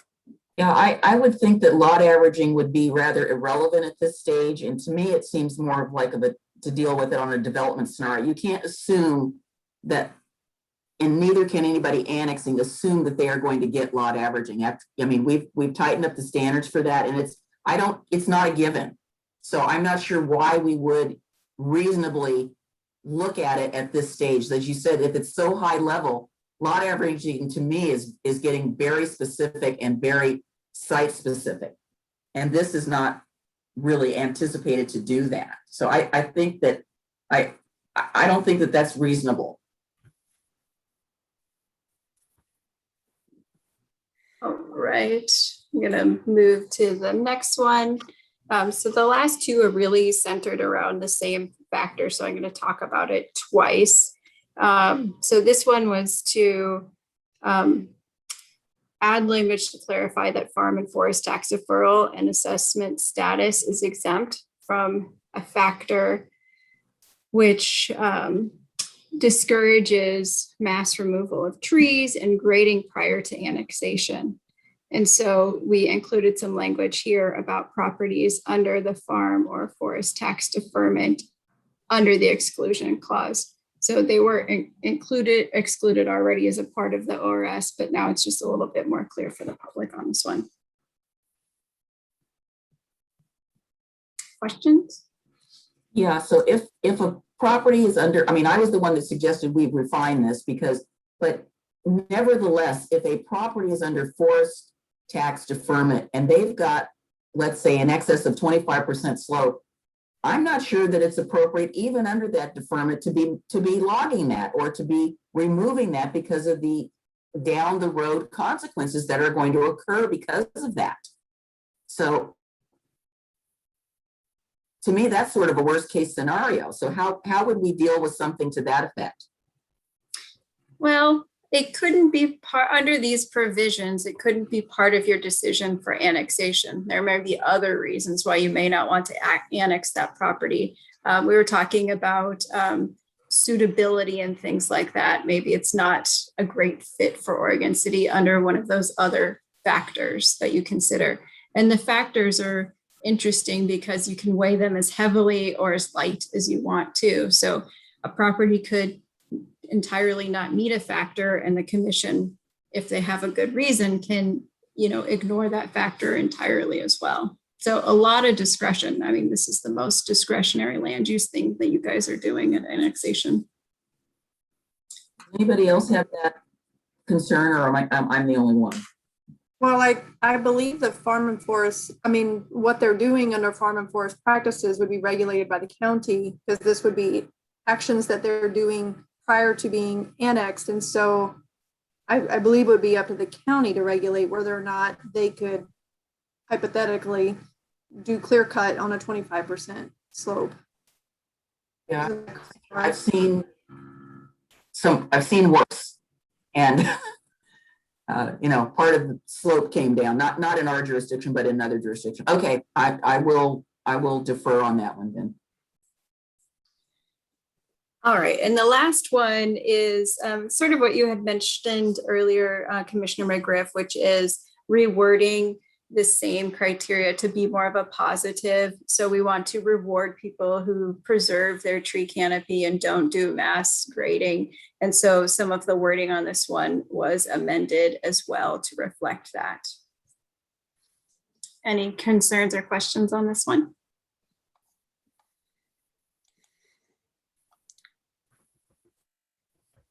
Right. So if the commission's ready to advance this project, we can bring the proposed code amendments to the development stakeholders group and to the citizen involvement committee. And then we will assemble a land use application, file for a pre-application conference, and start a legislative review, which will include amendments or a process with a series of hearings before the Planning Commission, and then it will come back to you as well. So just looking for some general direction from the commission if it's good to go. I do acknowledge the code amendment that Commissioner McGriff brought up earlier in 1404-050C as well. All right, are we good to go on this? I think Commissioner McGriff. Yes, thank you. I wanted to go back on a couple of things. I obviously read this and compared what we had talked about before. So I guess I couldn't find anything in my notes on page 4 under 04.060. We talk about you use the word a lot here, accounted for, and I'm not really sure what that, I can't really be sure what that means, accounted for. Excuse my scrolling. So you said, oh, that's okay. What section was it again? My apologies. 04060 number 3, where it lists the A through G factors, and we talk about the site is accounted for in this plan or that plan. I'm not sure what we mean by accounted for. The intent of that is to say that for example, the sewer master plan, if the urbanization of the site is accounted for in the sewer master plan, means the sewer master plan took in calculations that there would be a certain amount of sewage material coming from this particular location of the city, and they built that into the framework of the city. So it also gets to the timeliness and how well planned we are, or how ready we are for urbanization. So did we anticipate that it would develop? And not only did we think about it, but did we already update our master plans to account for it as well? So we're talking about whether or not we have capacity then? We're saying, is it anticipated or accounted for, which there's different provisions about capacity and if we have adequate, it'll talk about if we have adequate capacity and that timing of that capacity. And if we don't, it would identify the projects necessary to accomplish that. You know, I think for the most part, you know, as you've seen, as we've worked through master plans and implementation of system development charges, you know, as we've done a concept plan, we've amended the water master plan, the transportation system plan. You know, I really think this is probably more of a, let's say we expand the urban growth boundary again. So we bring in, identify 450 new acres, but we haven't done any of the concept planning on that. So in that situation, you know, we would have gone through the process, identified the land, Metro would have amended the urban growth boundary. Someone says, I want to annex.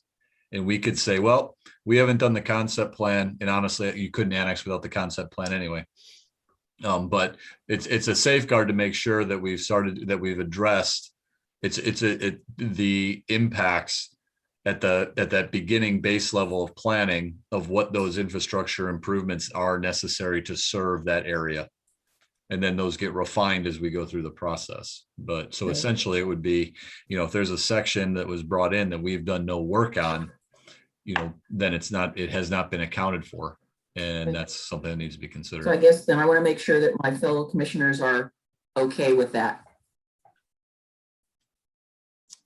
before I go on to the next one. Does that make sense to everybody? That's to me. I don't know, did we lose? Oh, no, never mind. Okay, so then the next one I wanted to ask about was under sub 4, and then it's mentioned over again on 080 under B, where we talk about that the city commission may adopt a development agreement with the owners of property that is proposed for annexation. And we're using the word may, we're not using the word shall. So I think that having something like that is a good idea from the standpoint that it could be as simple as one page to say, here's what you can anticipate when you get ready to develop, whether it's you or some subsequent owner, or it could be very detailed.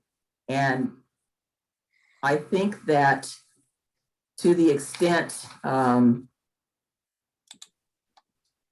may adopt a development agreement, we might say we may require a development agreement.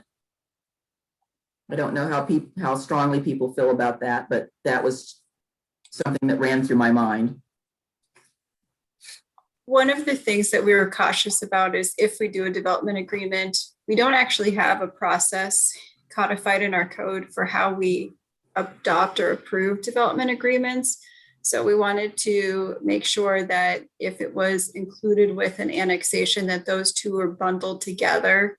And so they sort of go kind of together through, so the city commission sees the development agreement and knows what the context and text within that will be at the same time as the annexation. So we wanted to sort of acknowledge that there will be a process and it will be at the same time, and that it would be actually adopted as well. Yeah, okay. Then under sub 6, the underlying you have that starts with the word, the annexation is in the best interest of the city, et cetera, et cetera.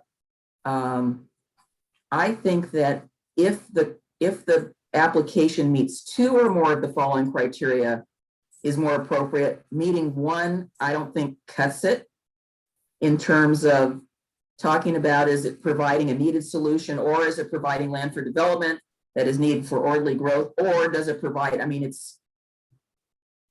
it seems like if they hit 2 out of 3, we probably have a home run. And I wanted to recommend changing if it meets 2 or more of the following. Commissioner O'Donnell will be supportive of that change. And then I'll just hit because the other one is the same as the other one about the development agreement. The last one is under 8, where we talk about, and I thought you did a good job of identifying all natural resources. So what I'm concerned about is that what if it hasn't been identified by the city, but we know that it might be under the maybe it's been an inventory by the state or by the county. So I was wondering if we could add identified by the city or other governmental agencies, because somebody may have had something that we might not have. I mean, we don't know. I just want to make sure we've covered our bases. So somebody can't say, oh, well, the city didn't identify it, so it doesn't exist. Well, maybe it does exist in another inventory that we didn't do. And maybe we weren't aware of it. All right, so the provision says identified by the city, such as wetlands, including those mapped. Should be an and unmapped by the city. Okay, so you're looking for clarification for other government agencies. Okay. Somebody else may have, like I said, somebody else may have identified it. Just because we didn't doesn't mean it's excluded. Okay, we'll have to work through, we can do that language, but we'll have to work through what guidance we give applicants for which government agencies to check. So we know that we're checking all the right ones as well. And that's all I had on that. Commissioner McGriff, that was for number 8 and for number 9, or? Yep.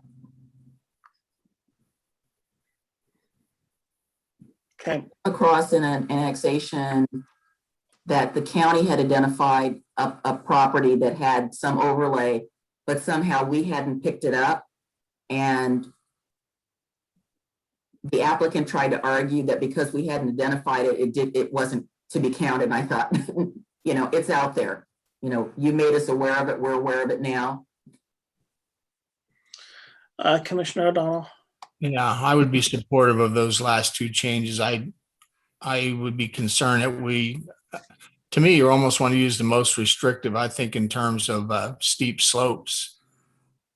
So I wouldn't mind seeing that strengthened. I also wouldn't mind the other reference Commissioner McGriff made was 1404-080. I wouldn't mind seeing that language strengthened a little bit. So the city commission could enter.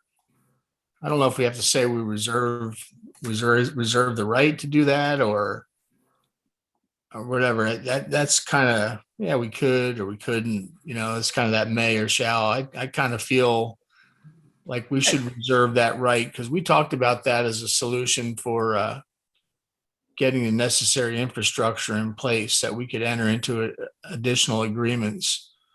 I don't know. It's not very strong. I almost want to reserve that right that we can do that, and I'm not sure how to word it. So it's playing around with this word may adopt a development agreement. Yeah, it's kind of like we reserve the right. Okay. Or whatever, something like that. I'll leave the wordsmithing to you. Perfect. Well, I like what you just said.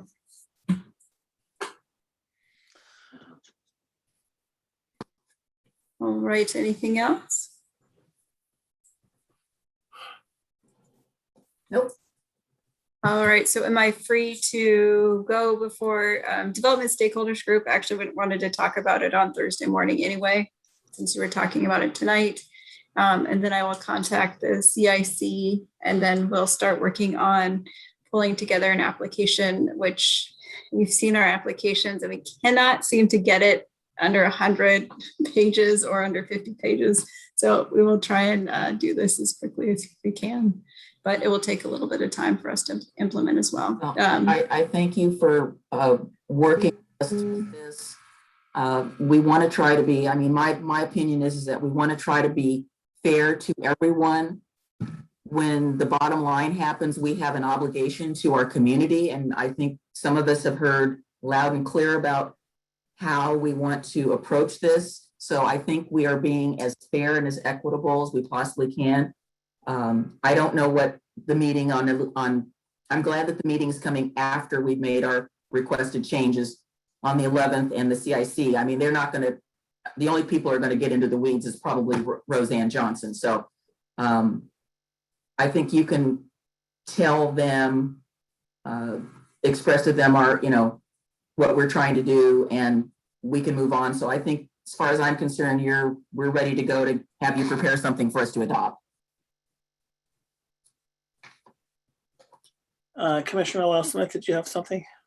Yeah, I just wanted to say I'm in agreement with where we are at. I think there'll be some likely little tweaks made along the way through the process. So I'm happy that it'll make its way through the process and see what we end up with. But I think this is a good starting point from where the commission is at today and making some improvements on the code and the language. So yeah, I'm supportive of that. And if we have a quick second, I'd like to make one comment about the website on annexations.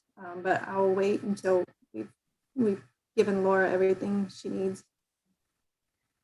I think we're there. Okay, I just didn't want to totally change the subject. So, and it's not totally changing the subject. On our website, on the annexation page, we still have language up there that says that the city commission is not taking or listening. What's the wording? Hang on, I got it. That we're not approving any annexations or anything until after the Court of Appeals decision is issued. We talked about this a couple of months ago, and I thought generally we agreed that this language was going to come down, but it's still up there. So I thought maybe we didn't give clear direction to staff on that. So does anybody recall? Commissioner McGrath? Hands are not fast enough. I would not be in favor of making the change until we have something in place. I don't know how Frank or Rocky feel about that, but I don't want it to be premature. I want our process to be underway, and then I would feel comfortable with that. I kind of agree with that. Okay, well, we've gotten the decision by the Court of Appeals, and so you know, I mean, I guess it can just look old and out of date, but you know, when I brought this up before, I said this is really sending a message that we're kind of unopposed to development, and I thought I heard from you all that you were like, no, that's not the case. You know, it was put up there for a temporary moment in time. So I guess I would like to hear from Ms. Turway how long you think this process is going to take for us to get this annexation new language through the process. It's going to take a while, 6 months maybe, to get through all the commissions and the groups for advisory. Rough estimate. Rachel, how about if we start the process and then we can revise it? Okay, well, I guess nobody is recalling what I heard, so I must have misheard what we said back a couple of months ago. So just to clarify, I will leave it until the code amendments meet you before a public hearing. Is that right? I'm okay if you make some change to it as we start the process.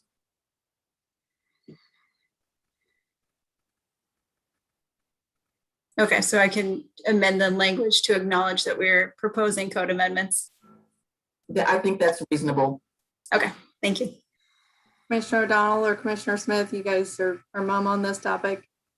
No, I mean, I think until we have something in place, we shouldn't, the past conversation I remember was we were going to address the issues that we had, and until those are in place, I don't see why we would change that, but that's.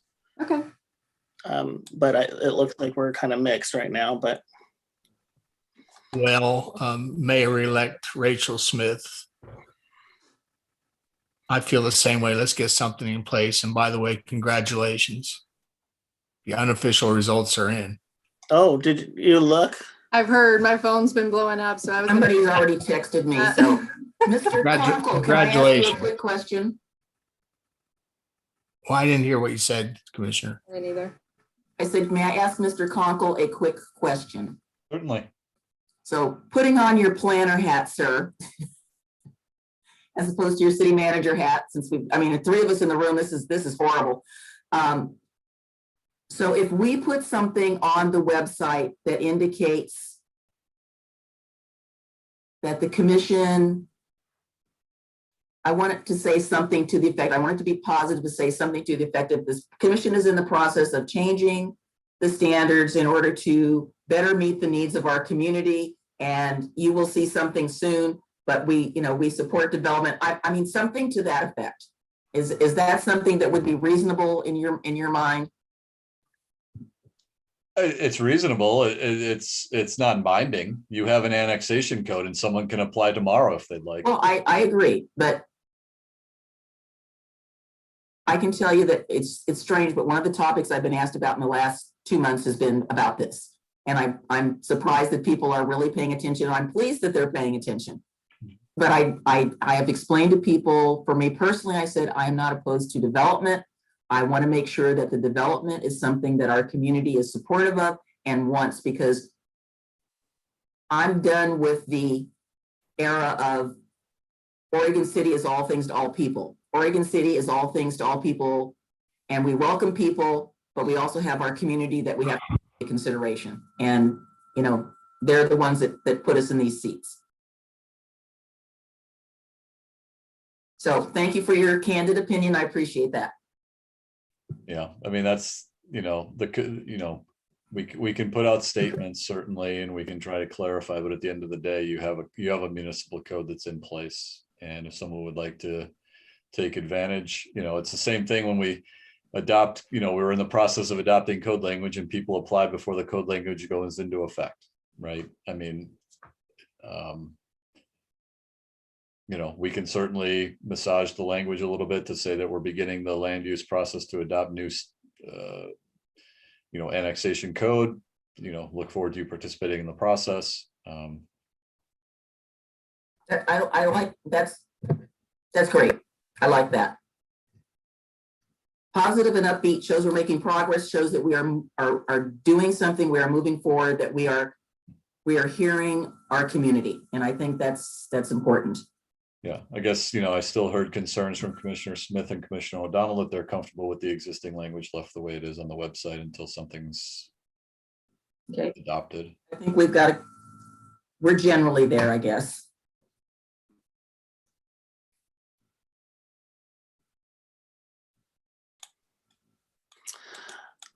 All right, I don't have anything further to say on this at this point. But I would ask for a 5-minute break to use facilities and restroom, and so certain people can answer text messages and respond to the election results that just happened. So let's take 5 minutes. Thank you. Thanks.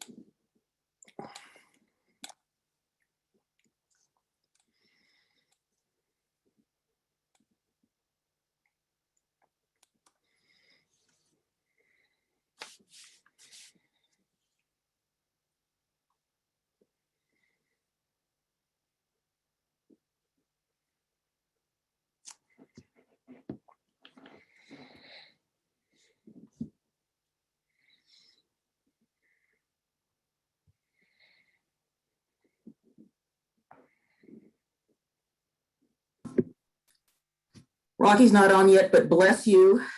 I've been drinking iced tea all day. I'm on.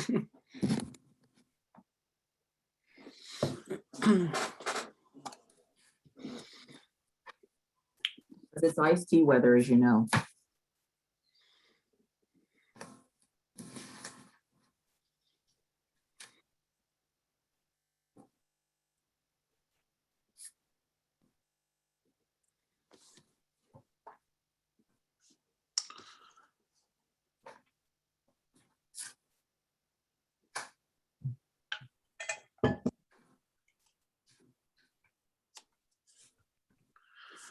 Rachel, are you there? Are you ready to go, or do you need a couple more minutes?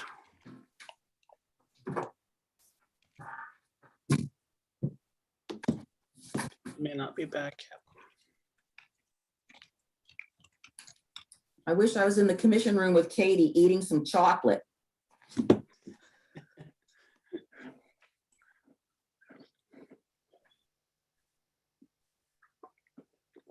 So we took a break, and the election results came back. So that's one of the reasons we wanted to take a break. I'll go along with Commissioner O'Donnell in congratulating Mayor-elect Lyle Smith, and I'm sure she's like dealing with text messages and phone calls and stuff. So wanted to give her a couple minutes to deal with that so she can focus on the meeting too. So I'm not sure if we should continue just yet or if we should give her a few more minutes. We're not live yet, are we? It's recording, yeah.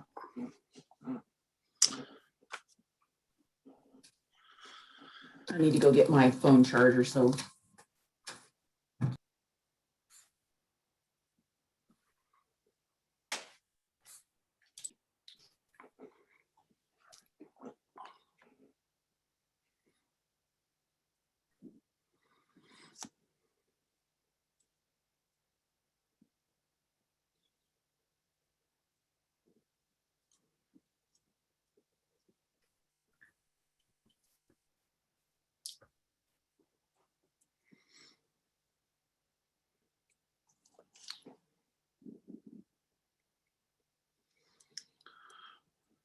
All right.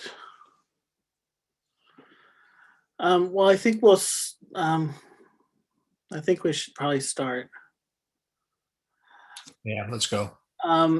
So we'll start with, we're back in session. We'll start with, we're on item number 5. It's the update on the implementation of the Oregon City Tourism Strategic Plan. And we'll have Economic Development Director, Manager, James Graham. Good evening, Commissioners. Good evening, City Managers, ladies and gentlemen. It's my pleasure to present to you the update on the implementation of Oregon City's Tourism Strategic Plan.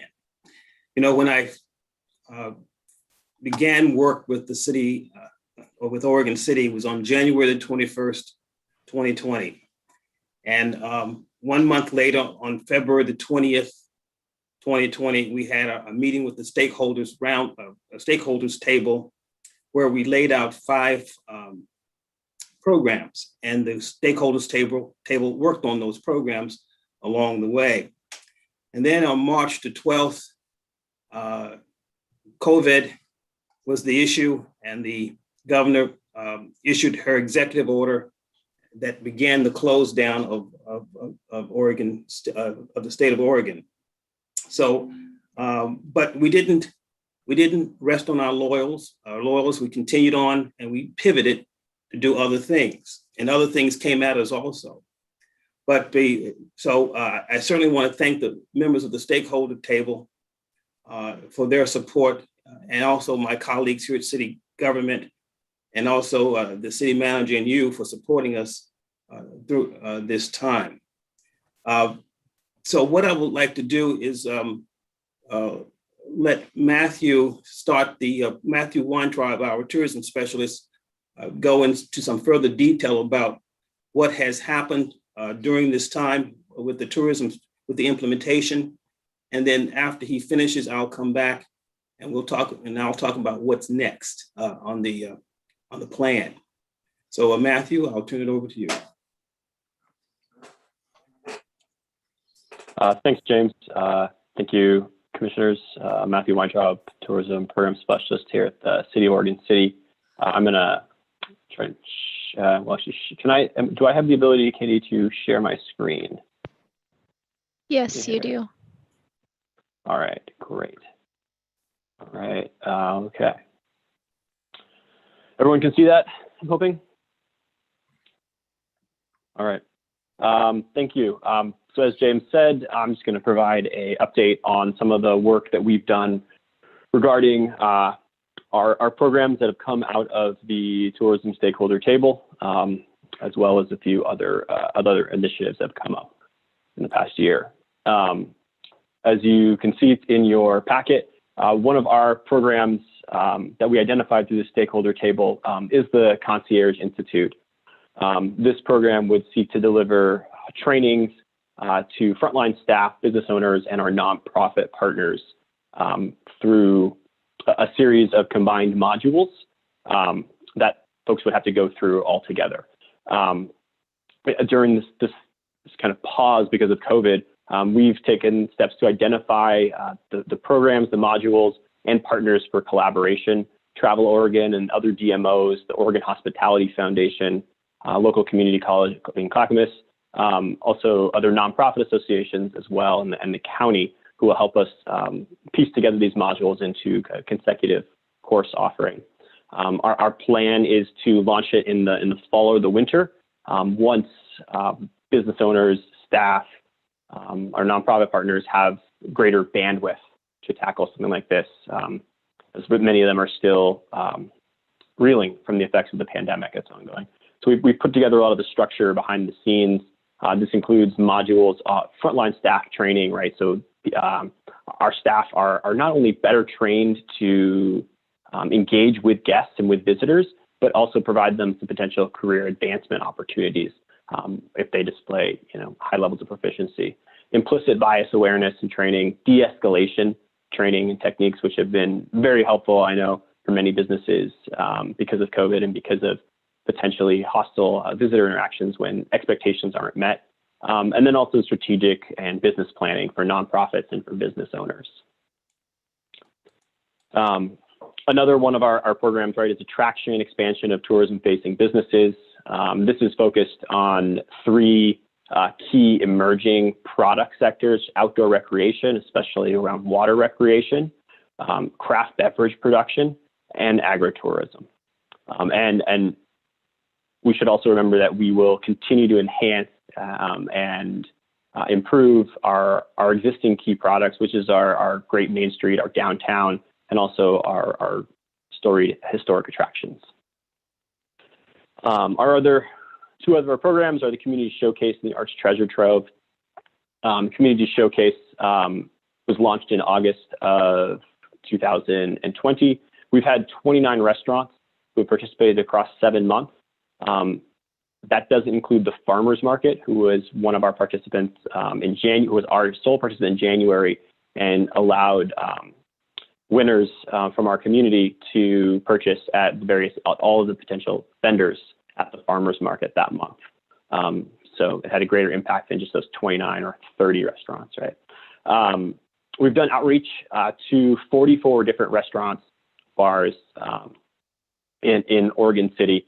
And all of those outreach include at least one in-person visit and at least one email or phone outreach. So there is a bit of a lag between businesses that are actually willing to participate and those that do. And as of this coming Thursday, we'll have awarded $16,000 in gift certificates to be spent at local restaurants to members of our community. The Arts Treasure Trove is another one of our programs. We've worked to place our public art trail on our city website or on the tourism website, traveloregoncity.com. And we've collaborated with our community development department as well as some of our stakeholders here in Oregon City to enhance public art by bringing about a workable city mural code, which we'll obviously be talking about later tonight. And that work will then continue as we look to, I like to say, reconstitute our Oregon City Arts Commission that will work with mural applicants and others to enhance this vital aspect of our visitor economy. And then finally, the fifth program is our tourism network. It'll kind of be our back end of our website where you can kind of see this is how Travel Oregon, this image on the right of your screen, how they position that industry aspect of the website with events, news, resources such as grants for members of the industry. So our local providers, how they can access those opportunities in a digital forum. But it will be the evolution of our tourism stakeholder table. And we'll feature not only this digital interface, but in-person events that are quarterly, monthly newsletters, and training, continued training and education opportunities. And really the goal of it is to foster growth, collaboration amongst our industry, with the city setting the table for that growth to occur. We've also been busy with small business support. As you are all very aware of, and we're all very appreciative of your support, we've been able to award approximately $580,000 this past year to local small businesses through a variety of grants and forgivable loans. One of the highlights, right, is that Reimagine Opportunity Fund provided a little over $240,000 to 12 awardees in the forgivable loan program. Recipients included, right, our craft beverage sector, historic attraction, and some of our guides and outfitters. And those of you who are familiar with the End of the Oregon Trail Interpretive Center, a couple of their new visitor online videos that are now behind a paywall were able to be produced because of this program. So we're really happy that some of the implementation of the Opportunity Fund is already being seen by visitors. Some of our upcoming projects is collaboration with the Willamette Valley Visitors Association, Travel Oregon, Oregon State Parks, the Oregon Marine Board, and Clackamas County around expansion and marketing of the Willamette River Water Trail. As you all know, Oregonians are getting outside more than ever because of the pandemic. And with two major rivers flowing through our city, we really want to take advantage of that. So market the opportunities, but also provide and communicate about safety opportunities to those looking to recreate on the river. So look forward to that coming up. Also coordinating on events, placemaking and activation with the Downtown Oregon City Association, building out our Travel Oregon City website, which will go live for visitors and residents alike on May 1st, and expansion of outdoor recreation opportunities, including cycling, hiking, wildlife watching, and water recreation as well.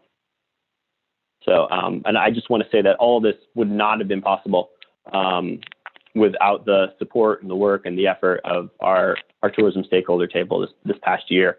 So I greatly appreciate Commissioner McGriff, Commissioner Smith, who served on that, as well as all the other members. And I'll pause there and I'll stop sharing if folks have any questions. All right, questions or comments? Commissioner McGriff. Yes, I will say that as a member of the hardworking stakeholder group, did you reach out to the committee members and send them your report? How were they notified that this meeting was going to happen and we were going to be doing this update? Yeah, so we notified folks at the conclusion of the 8th meeting about our report that we previously provided to the commission. We didn't notify them about this meeting in particular. We have a newsletter that we're compiling and hoping to go out at the end of this week. That will be the initial newsletter in the monthly communication that will include information about some specific program updates, grants, and other training opportunities. So relevant tourism information. Well, I would appreciate if you would be so kind as to send your report out to the stakeholders, because I saw one of them today mentioned the meeting and they didn't know anything about it, and I was a little bit dismayed. So I think, again, in order to facilitate communication with your very hardworking volunteers, keeping them in the loop to me is really critical, and it is part of my expectation as a member of that group that I not be, and Commissioner Smith not be the only people that knows what's going on. So that would be much appreciated if you could do that.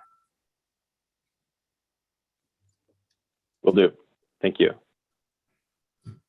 I sent some comments to Mr. Graham regarding some of the information I thought was needed. So I appreciate your putting that in your PowerPoint. I think it's important for us to understand, and I'm queuing off of Mr. Graham, that, you know, he's interested in seeing, you know, and I'm using it loosely, a return on investment. So I think it's important for us to know about those metrics, you know, how many people participated. You know, you gave out X many certificates. I still didn't quite understand how the certificate thing was working. And I had a comment from one of the participants that they said that the reimbursement process, I thought you were just buying the certificates outright and they didn't have to request reimbursement. So there was some comment about that. But I think it's important not only for the future of our stakeholders group and the community at large, is that they see that there are results. And I know that because, you know, and I understand because of the situation with COVID, and I wanted to tease Mr. Graham and say, you know, it's kind of coincidental that happened right after you got here, but, you know, we'll let that pass. So, but so with the concierge group, obviously the restaurants, as you so eloquently stated, are just trying to stay open. So they don't have a lot of staff. If they have any at all, so there's no way they could participate in that. So I was glad to see that that the department is anticipating, because again, we don't know what's going to happen, to sort of get this up and running. And you talked about some modules or something to that effect. Is there anything high level, sort of like an outline that you can share? Maybe not with the commission, but maybe with the stakeholders group, because I'd like to see a little more about that. I was glad to see the information that you provided in addition on the community showcase, having been one of the participants. I think that was something that's good. And again, it gets back to our core. I mean, we can talk about people being outdoors, but when push comes to shove, our base foundation of our community is our historic resources and our history. And we're building everything else on top of that. I wasn't totally clear with the Arts Treasure Trove in terms of where we were going with that. Maybe you could provide a little bit more detail. The tourism network, obviously, again, that's got to come later because of everything else we talked about in the front end. So that's really and thank you for the detailed information on the debt relief. Again, I think that's important. It shows our community, check in the box. We're showing this is what we did. This is how it worked. This is what the result was. And I think, again, I can't emphasize enough, and I apologize if this seems like it's way too much pressure, but to key on something I'm sure Commissioner Smith will say, everyone has been anticipating the implementation of this strategy. And so expectations are very, very high. And I know that's sometimes a good thing and a bad thing, because it motivates you to reach that goal, but it also can be very burdensome in one way. So I hope you understand that that's where our community is coming from. We've been waiting for this for so long that, you know, I'm trying to make people understand that there are realistic expectations, and then there are the unrealistic expectations. So as an ambassador for that, I want to try to, you know, support this as much as I can and try to, you know, as Tony would say, manage those expectations. But again, this has been long before you ever got here. This has been talked about. So thank you. And I appreciate your answering my questions. Yeah, let's say there's a couple of questions there. Do you want me to answer those now, or I know it looks like Commissioner O'Donnell has his hand up too. How would you prefer Go ahead, Matt. Commissioner Smith, how he wants to manage that. Yeah, go ahead. Yeah. Okay. So I think the questions there particularly were on Treasure Trove, and then the reimbursements for the community showcase. We had to do, and then I will also modules and sharing those. we can certainly do that. We're refining a few of them, so we don't want to leave folks hanging and then add some. So I could see how that would be a communication probably in the spring about what members of our industry can look forward to in the fall and winter. We designed the community showcase as a reimbursement for the participating restaurants at the request of our finance department for auditing purposes. That was and I guess I'm not in any way trying to point the finger at them there, but that was just what we had to do for the legal requirements. Also, it provides the winners with the choice of going to any restaurant that's participating that month. While they could maybe come in and choose, one of, 5 to 10 restaurants each month, maybe someone would be left out by only having, restaurant X as the last remaining choice.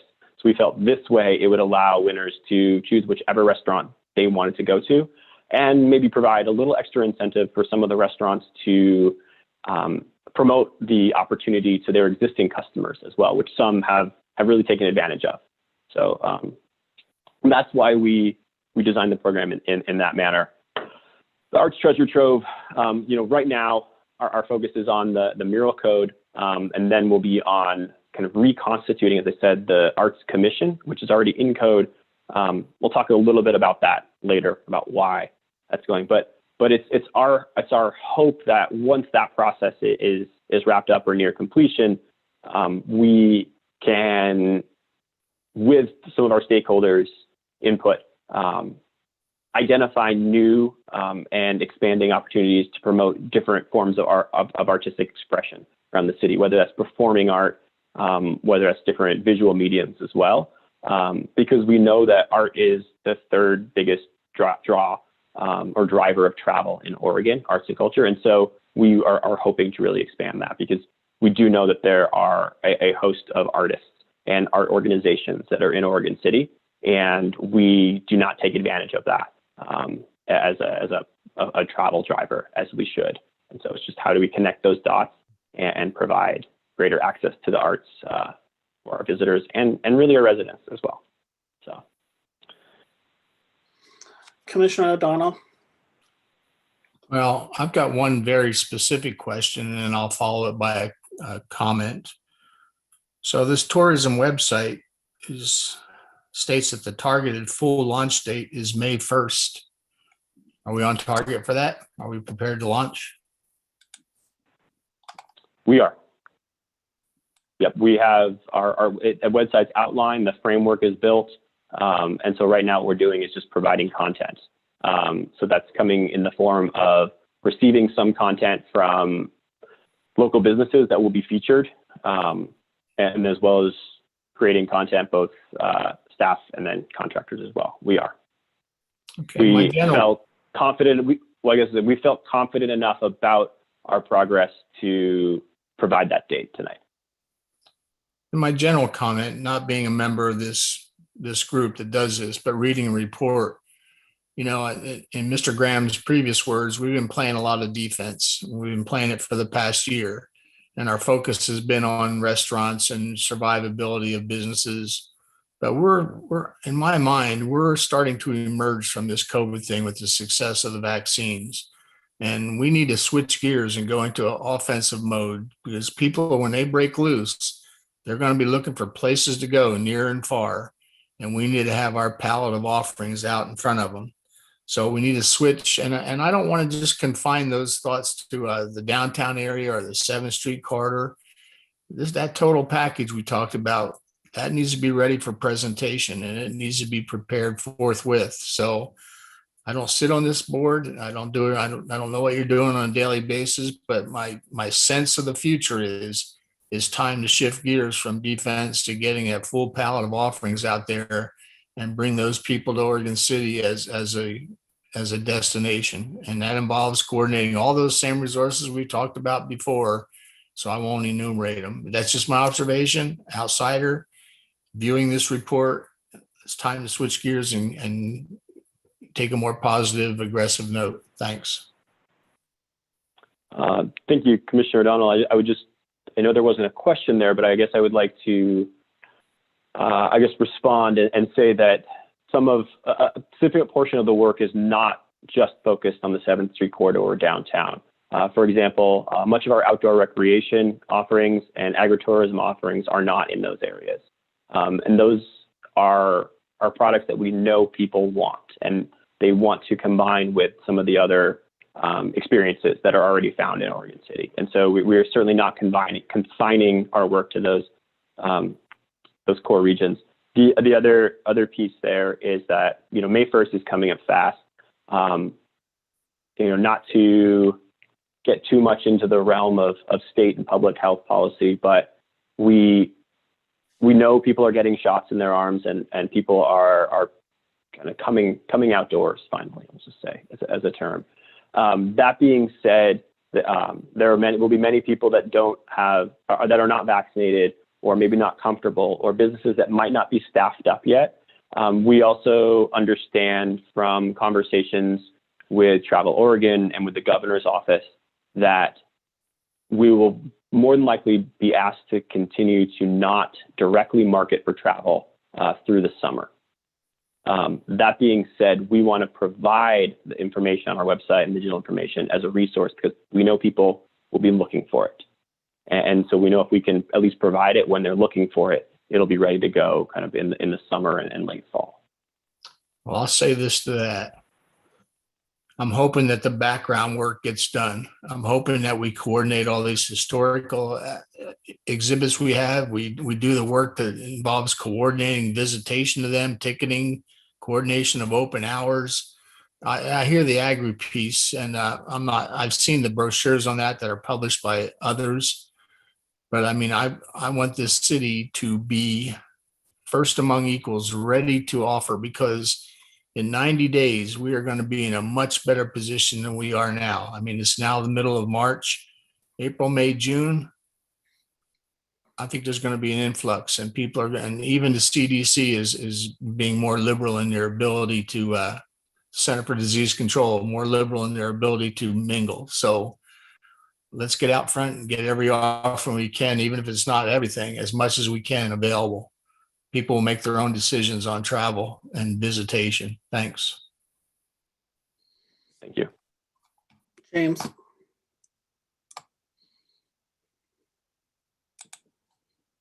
You're on mute, James. Commissioner O'Donnell, I could not agree with you more, because I was going to come right behind Matthew and discuss the next steps. And that's exactly the mode of operandi we were thinking about, because we do know that there's pent up demand out there. And we also, everyone is looking forward to these vaccinations becoming more plentiful amongst the population. So by by early winter, late fall, early winter, we should be really in a really good position, and we need to be ready. Absolutely, we do need to be ready. And what that means is this. That means that when we meet with the stakeholder group again, coming up in a few weeks, actually either the last week in March or the first week in April, when we meet with the stakeholder group again, that it is time then now to plan for the entire city, to sort of roll out a marketing strategy that will say, welcome home, because Oregon City is hometown to Oregon. And we need to really be cognizant of a coordinated response and involve the entire city, including the shopping centers, as well as mom and pop stores, just about everybody.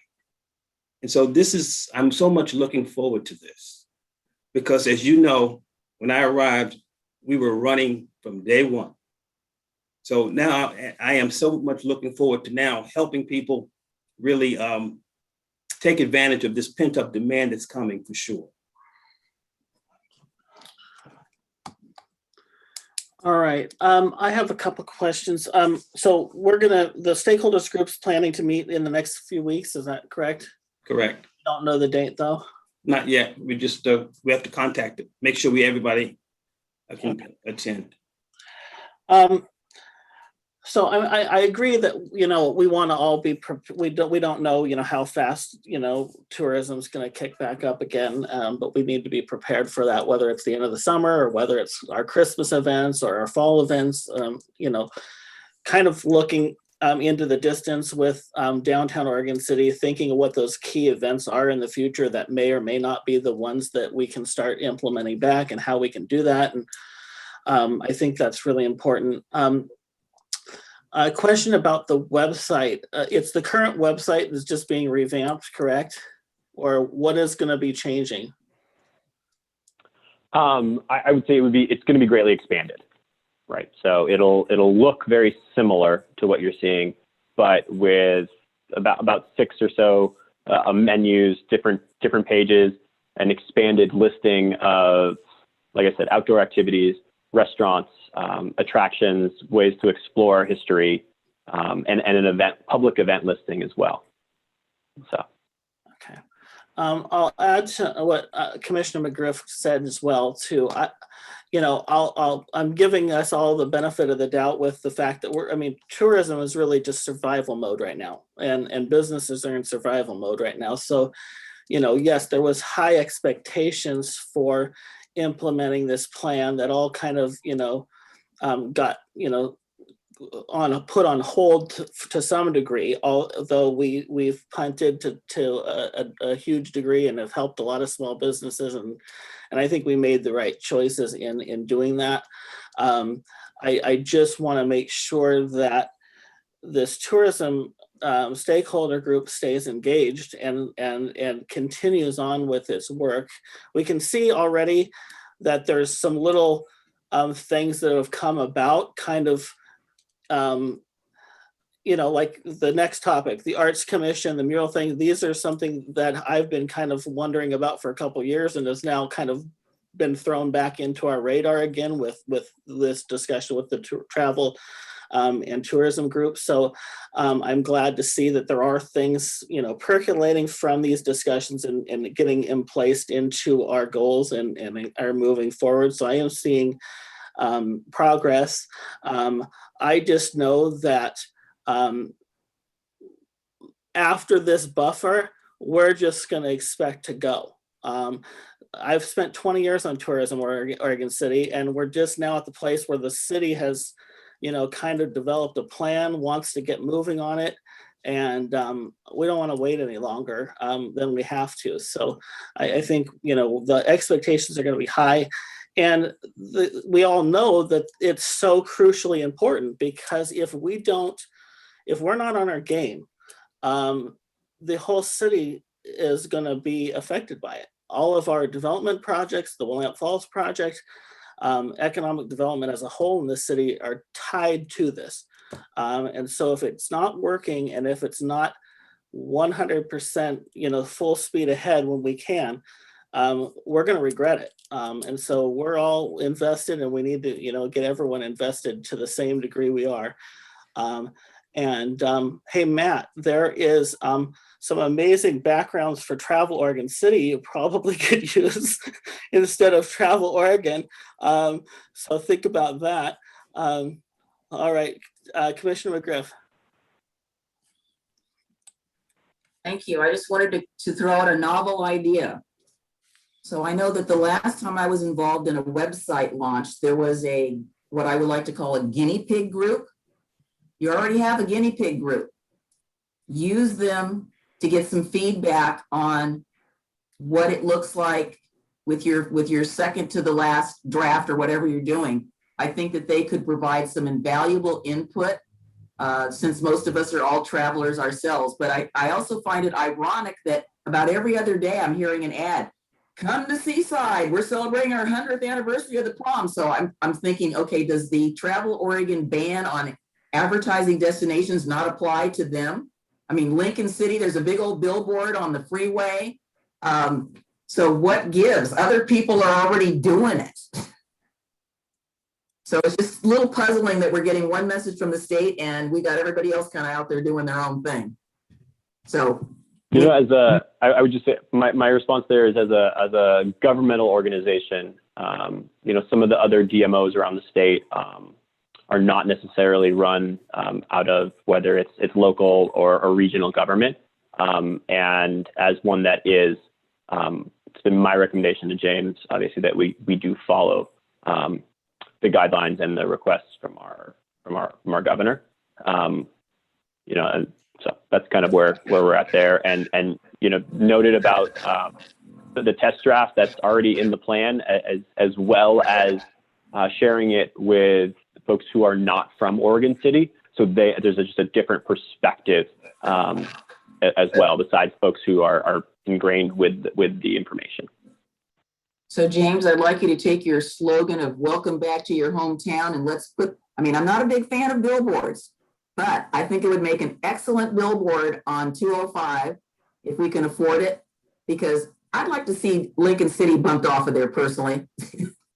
Well, I'm glad you like the slogan. I would just put it out there as a test case, and I'm looking forward to our budget process. So we're going to need money. All right. I don't know if Tony's smiling or not. He raised his eyebrows. That's a good sign. I'm not sure if Tony's screen is frozen or if that's just, you know. All right. Are we good to go on to the next topic? Commissioner Lousmith, did you have anything on tourism? No, I kind of came into it late, so I'm good for now. All right, we'll move on to item 6, Oregon City Original Art Mural Code. The work, this is as you know, the work for the mural, art has actually, as you said, has been on the drawing board for quite a long time. And now we're just pleased now to have the opportunity to make that a reality for Oregon City again.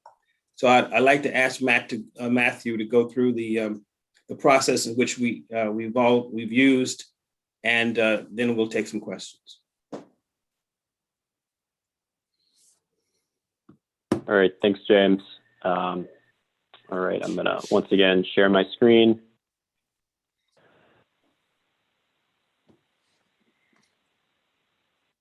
All right. More black letters on white screen for everybody. So yeah, as James said, an update on the original art mural code process. A little bit of a background. The goal here is to develop a piece of code for the commission to potentially adopt if they choose, that will enable the painting of new original art murals across Oregon City. If you last remember, we last discussed this topic in September, where you provided direction to staff to put this together. Some of the reasons we're looking to do this is public art can, as we say, catalyze community, spur investment as well, and redevelopment, enhance livability, attract visitation, obviously. Previous work was done on this in 2014 and 2015 by our community development department. And it was also identified as a goal via our Oregon City tourism stakeholder process, which is where this initiative came from. This mural here is on the library in Wallowa, Oregon. I was there this past weekend, and I had to pull over and take a picture because I thought it was so fantastic. A little background about the process. Where did you say that was? I was in Wallowa, Oregon, a little town of Wallowa? Wallowa. Okay, I thought you said like you said Wallowa. So sorry, you just cut out there. Yeah, no, I was skiing in Eastern Oregon. So a little bit of the process in the summer of 2020, so identified as a priority by our tourism stakeholder table, as I mentioned. And in fall, we received direction from you all to develop a piece of code for potential adoption. Staff also got together, the Economic Development Department, our Community Development Department, to review the existing draft code, and go over the work that had been done previously. And we conducted some research on how to go through this process. In the winter of 2020-21, We conducted some stakeholder meetings invited those who had been previously involved in the process, as well as new advocates for this, for public art that have kind of come out of the woodwork in the last half decade. And we developed program guidelines, a permit application, and supporting documentation that you see in your meeting packet today. We also reviewed the proposed program with our historic review board, received input, and then today, maybe it's a little presumptuous, but received input from you all. Our hopeful next steps in the process is to review the proposed program with our planning commission, incorporate the feedback that we received from both the city commission here tonight and the planning commission in any reworking, and then submit a finalized piece of code and associated program to the commission for consideration of adoption. As I mentioned, we've done some outreach already. We've conducted several stakeholder engagement sessions, and general feedback from those and from staff kind of summarized around potential impingement or infringement really on Oregon's First Amendment protections, which are a bit stronger than that of the U.S. Constitution. That any code change should be accompanied with a user-friendly how-to guide, which we hope we've done. A desire that it clearly differentiate murals and signs. Currently, murals are looked at as signs, and as such, it's nearly impossible to paint one.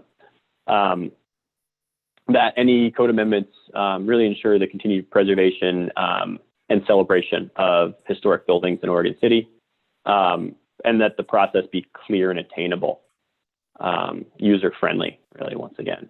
And some recent feedback that we haven't had the chance to incorporate in the code and the supplementing documents, because it's really come in after we submitted staff report, is a reduction in the appeal fee to $1,567 to meet that of the planning process appeals, inclusion of a maintenance agreement between the property owner and the artist, along with the process. And then our historic review board has recommended that a review waiver be granted to allow staff to review the permits and applications on historic designated structures rather than HRB reviewing each individual one.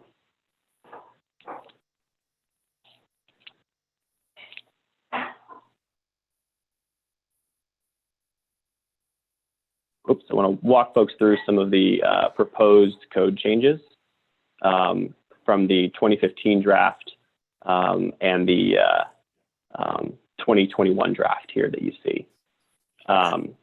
So the first change is that there was no specific zoning districts that were identified in the 2015 draft, but in the 2021 draft, after outreach and discussion, we've decided to identify these 4 zoning districts for approval in this process. The next change is what is in the 2015 draft, now section B4, which now becomes B5 in this 2021 draft, is the addition of, to clarify for intent, of why no part of the mural shall be placed over existing surface. It's so that it's in a manner that prohibits the use of that opening. The next 3 changes, strong concept and design is feasible in regards to budget, timeline, experience, have to do with impingement on First Amendment freedom of speech rights. That B9, staff did not feel is necessarily appropriate to be in a code, but rather something that can be in administrative and program guidelines and can be walked through with an applicant by staff in a pre-app meeting. And we felt the same about the scale being appropriate to the structures and the surrounding neighborhoods there. So we removed those from the proposed draft code. Item B10 in the 2015 draft, issues we found here was around requiring that the permittee produce a mural that resists vandalism. We understand that multiple steps can be taken to mitigate vandalism, but codifying that it fully resists it, we knew would create problems. And then finally, wanted to clarify the role of the Planning Commission in this draft, and that in lieu of a Standing Arts Commission, the approval authority for mural permits would reside with our Planning Commission as the designated governing body. It's our hope that once or if this code becomes adopted, the Planning Commission may review a initial round or a few initial rounds of murals. But it's our hope then through this maybe the summer, fall, and winter to work to recruit and, as I said in our previous agenda item, reconstitute the Arts Commission. And so that is it for the slideshow.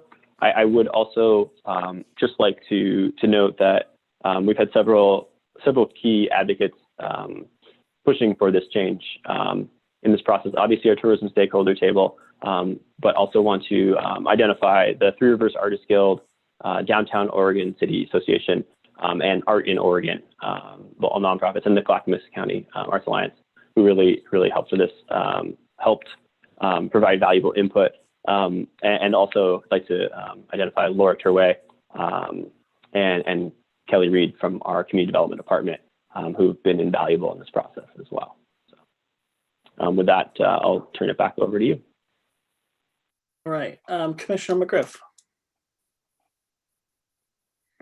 Just as a point of information, I don't want Mr. Graham to think he's off the hook. He was going to give us an update of what's next, and we skipped right over that. So I hope that's coming up. But so I obviously reviewed this. Obviously, you know, I probably would. So a couple of things on the mural code is that there were discussions back in 2015 about the same types of zones that are being recommended. Why it didn't get into the draft, I don't know. But I was a little concerned about under criteria B in 1528-090 that we would require somebody to take it down after 5 years. And I don't understand that unless there's somebody's jonesing for that spot. But I would think that we would want to allow them to continue as long as they are maintained and not require within 30 days that it be removed. That's not a very long period of time. And unless there's cause, I don't know if that's such a great idea. Number two is that I would like to see the Arts Commission get up and running. With all due respect to my colleagues on the Planning Commission, this is not their mission. I would just assume the Arts Commission get up and running as soon as possible. And then the other thing is that I looked at all this procedural stuff that is basically in the purview of planning, and I'm thinking, okay, not to diminish any of your abilities, but I guess I'm just a little concerned about people without community development participating, doing appeals or dealing with writing findings, those sort of things. That makes me a little anxious. And then the other thing I wanted to do is I also wanted to, while you gave some shout outs to people, I specifically want to acknowledge Trieste Andrews from Three Rivers Artists Guild, because she put a lot of work into this. She put a lot of pushing in behind the scenes. And I really appreciate the fact that she got together a group of muralists to meet with you all to get their perspective, which I think was invaluable. And I think that she deserves a lot of recognition for her tenacity. And I know that she spent a lot of time being a little frustrated, but you know, we're very close to being there. So I really want to make sure that she's acknowledged that for her efforts, because it was a lot. So you can pick any of the questions. Great. Great. Yeah. You're. Oh. Well, let's deal with the 5-year time period, I think, and I'll defer to Laura because she also was involved in this process. It's only for the taking down. I have no problem with the 5. They have to stay up for 5 years. That's what we did before. So it's the 30 days and it's done, you know, like, okay. Yeah, the taking down after 5 years was just a mechanism to check in primarily on maintenance, which is something that's so hard to regulate, so that it's only good for, 5 years or up to 5 years. And then it has to go away. But hey, submit another application. We'd love to still have it there. We just want to make sure that that maintenance piece is happening. And there's really no good way to get at maintenance. So it was after 5 years, it goes away unless you come back and check in with us. So it was more. And is there a way for you to reword that so that it says that rather than saying within 30 days of the end of the approval period shall be removed unless make it so it may stay longer if you submit an application for a renewal. And then if you don't, then it comes down. Again, I'm trying to make it sound more positive than rather punitive and negative. And that was the first thing I saw when I said, like, what? Okay, wait a minute. So if there's no cause, we should definitely encourage people to reapply, or we could extend it. Maybe there's a simple way to extend it, take another 5 years to extend the maintenance contract, et cetera, et cetera. I want this to be a positive attribute as opposed to making it sound more punitive. I think I can also provide a little clarification there in that I think we can definitely make the program guidelines a little more clear and approachable there. The 5 years is that term of the easement, which the property owner and the artist would have to provide the city. That easement can be renewed at any point in that 5 years, or it can be at the end of it. So I think what I'm hearing is make that clearer for you. Make it clear and positive so that you're providing the opportunities, I say, to apply for a renewal, to get another easement. And then if that doesn't happen, then you have the consequences as opposed to having that up front. So it just needs to be rewarded because you started it with a prepositional phrase. So within a 30-day period, so the public art, blah, blah, blah, shall be, can be extended. If not, then it's removed. Something like that. So just wordsmith it a little bit more. Gotcha. And then one of the other comment was about the Arts Commission. We chose the process of getting this code amendment to you all. And then we were going to work on the Arts Commission. It just became a staff capacity matter. So we wanted to tackle this and get this off the ground first. And so that in addition, the Arts Commission would have a project to work on already. So that was the staff thinking there. And also in terms of the Arts Commission, from our discussions with our stakeholders, especially those who have been actually served on the Arts Commission a while back, they had stated to us that it was difficult getting people to serve on the Arts Commission. And so we wanted to make sure that the Arts Commission, when it comes back, that it is that it also helps to promote the arts. And so that's an important step for the Arts Commission as well. So we were just basically listening also to our stakeholders in terms of the history. We were not here, but they gave us a lot of background in terms of what was going on with the Arts Commission. Well, at a future date, I will give you a history of the Arts Commission, not tonight, but so I was one of the founding members. It was never an issue of having people involved in it. What was an issue is once the Arts Commission imploded because of a conflict over its mission and where it was moving forward, most of the commission left and it collapsed. And that was at the expense of the Arts Festival that was happening at the time and the closure of the Carnegie Center and a whole lot of other history and politics. the Arts Commission, I'm so excited to have back. It's going to just so you understand, it's going to reopen a whole lot of other conversations that we as a city have had probably 10, 20 times in the last 20 years, and they're going to come back. We tend to go, there's not, most of these discussions I've been involved in 2, 3, 4 times in the last decade. And so none of this is new.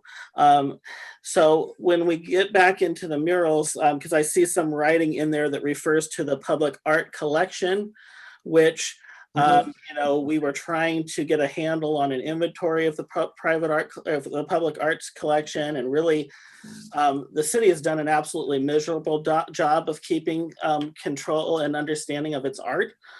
Remember, there was originally all of the original murals that were in Oregon City. The city owned the original paintings of them and have lost half of them.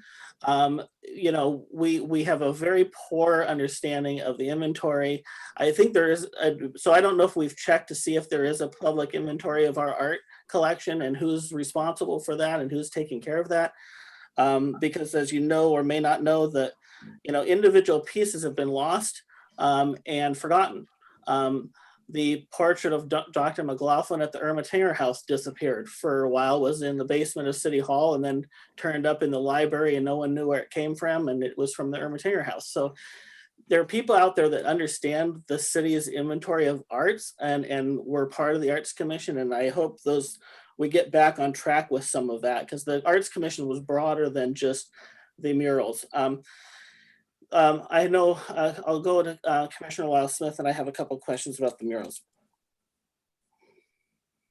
Okay, I have a whole list because you guys provided a lot of documents in that agenda item. So Matt, you kind of flew by it really quickly, but I just want to make sure I understand. Are you saying, it was on one of the slides, are murals allowed or not allowed on historic designated structures?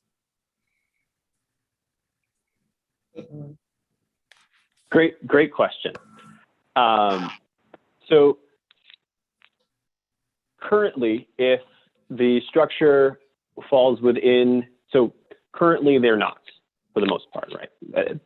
And our proposed, right now, what we were proposing is if the historic structure is in the those 4 zoning districts, and the proposed mural would be on the primary face of the building, and that building is not a residential, a single family residential structure, it could be considered.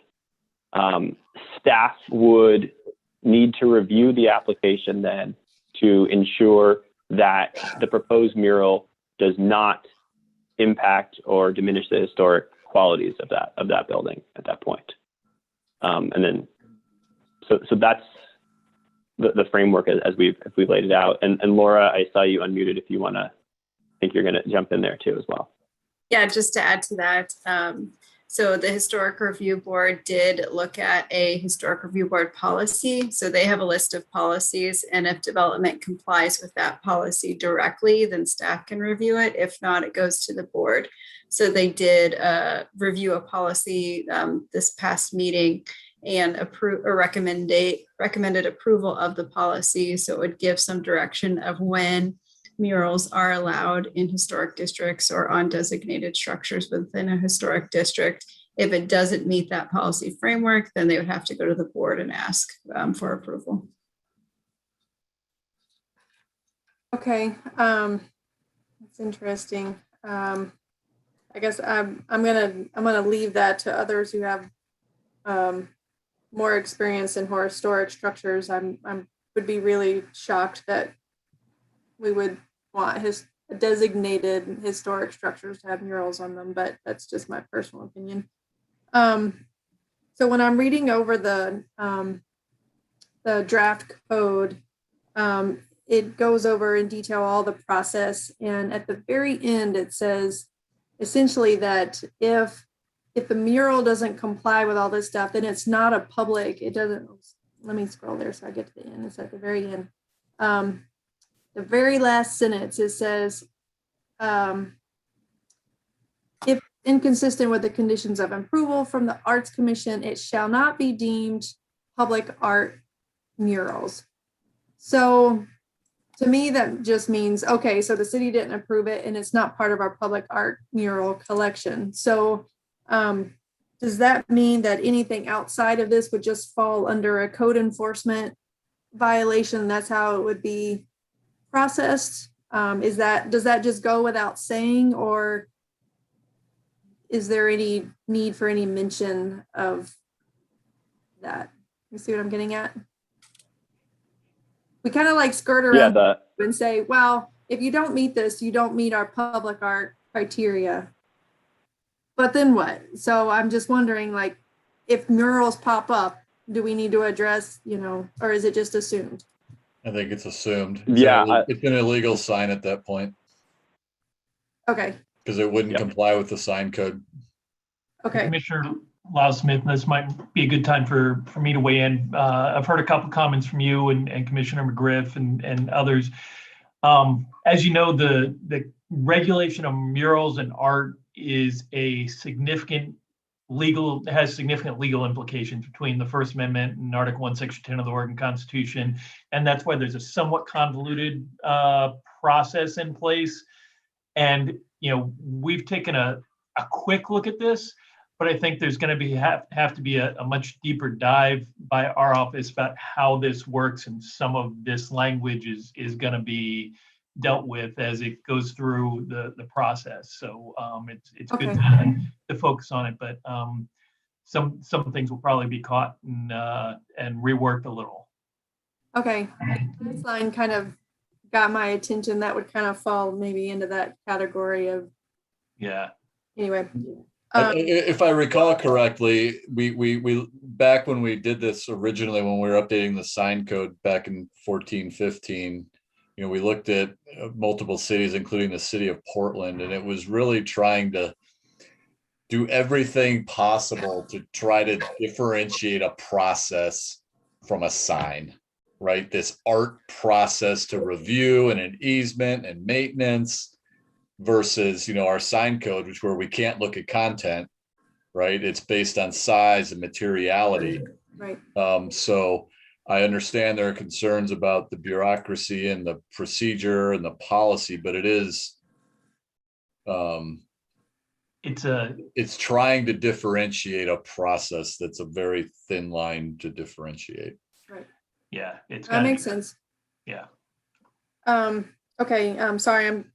It's a lot of stuff. I'm trying to go quickly. I felt like when I was reading there's a process document. I think it may be the program guideline. There were two things in there. One, it's specified in there that the tourism department is going to ask an artist for maintenance, repair, and removal. And then I felt like it was kind of placing that onus on the owner of the building. And so I'm not sure where we landed on that, but I guess I would just point that out to look into that and make sure we're consistent on those. And then in the workflow, which document is it? It's the mural flow chart or process overview. It's the flow. There's a box for funding, and references an application for funding, and how that is separate from the application to submit a public art mural. So to me, that implies that maybe there's a funding opportunity from the city, and so to fund this. So I'm just wondering, is that your intent, or am I misreading that in the workflow? Yeah, so we are hoping that potentially we maybe offer some funding for murals. I will say some funding occasionally, but we put that in there to really differentiate that a mural permit application is for the approval to paint the mural. It's not for us to supply the funding for it. So I guess, maybe we can feel more clear with that language, but that's why that is in there. Okay. And then the last but not least, I will say in the last couple of months, I interviewed some interns from Portland Community College for my day job. And one of them actually is in the GIS club at Portland Community College. And one of their projects is called the Art Murals of Portland. She submitted it as one of her examples of her GIS work to me.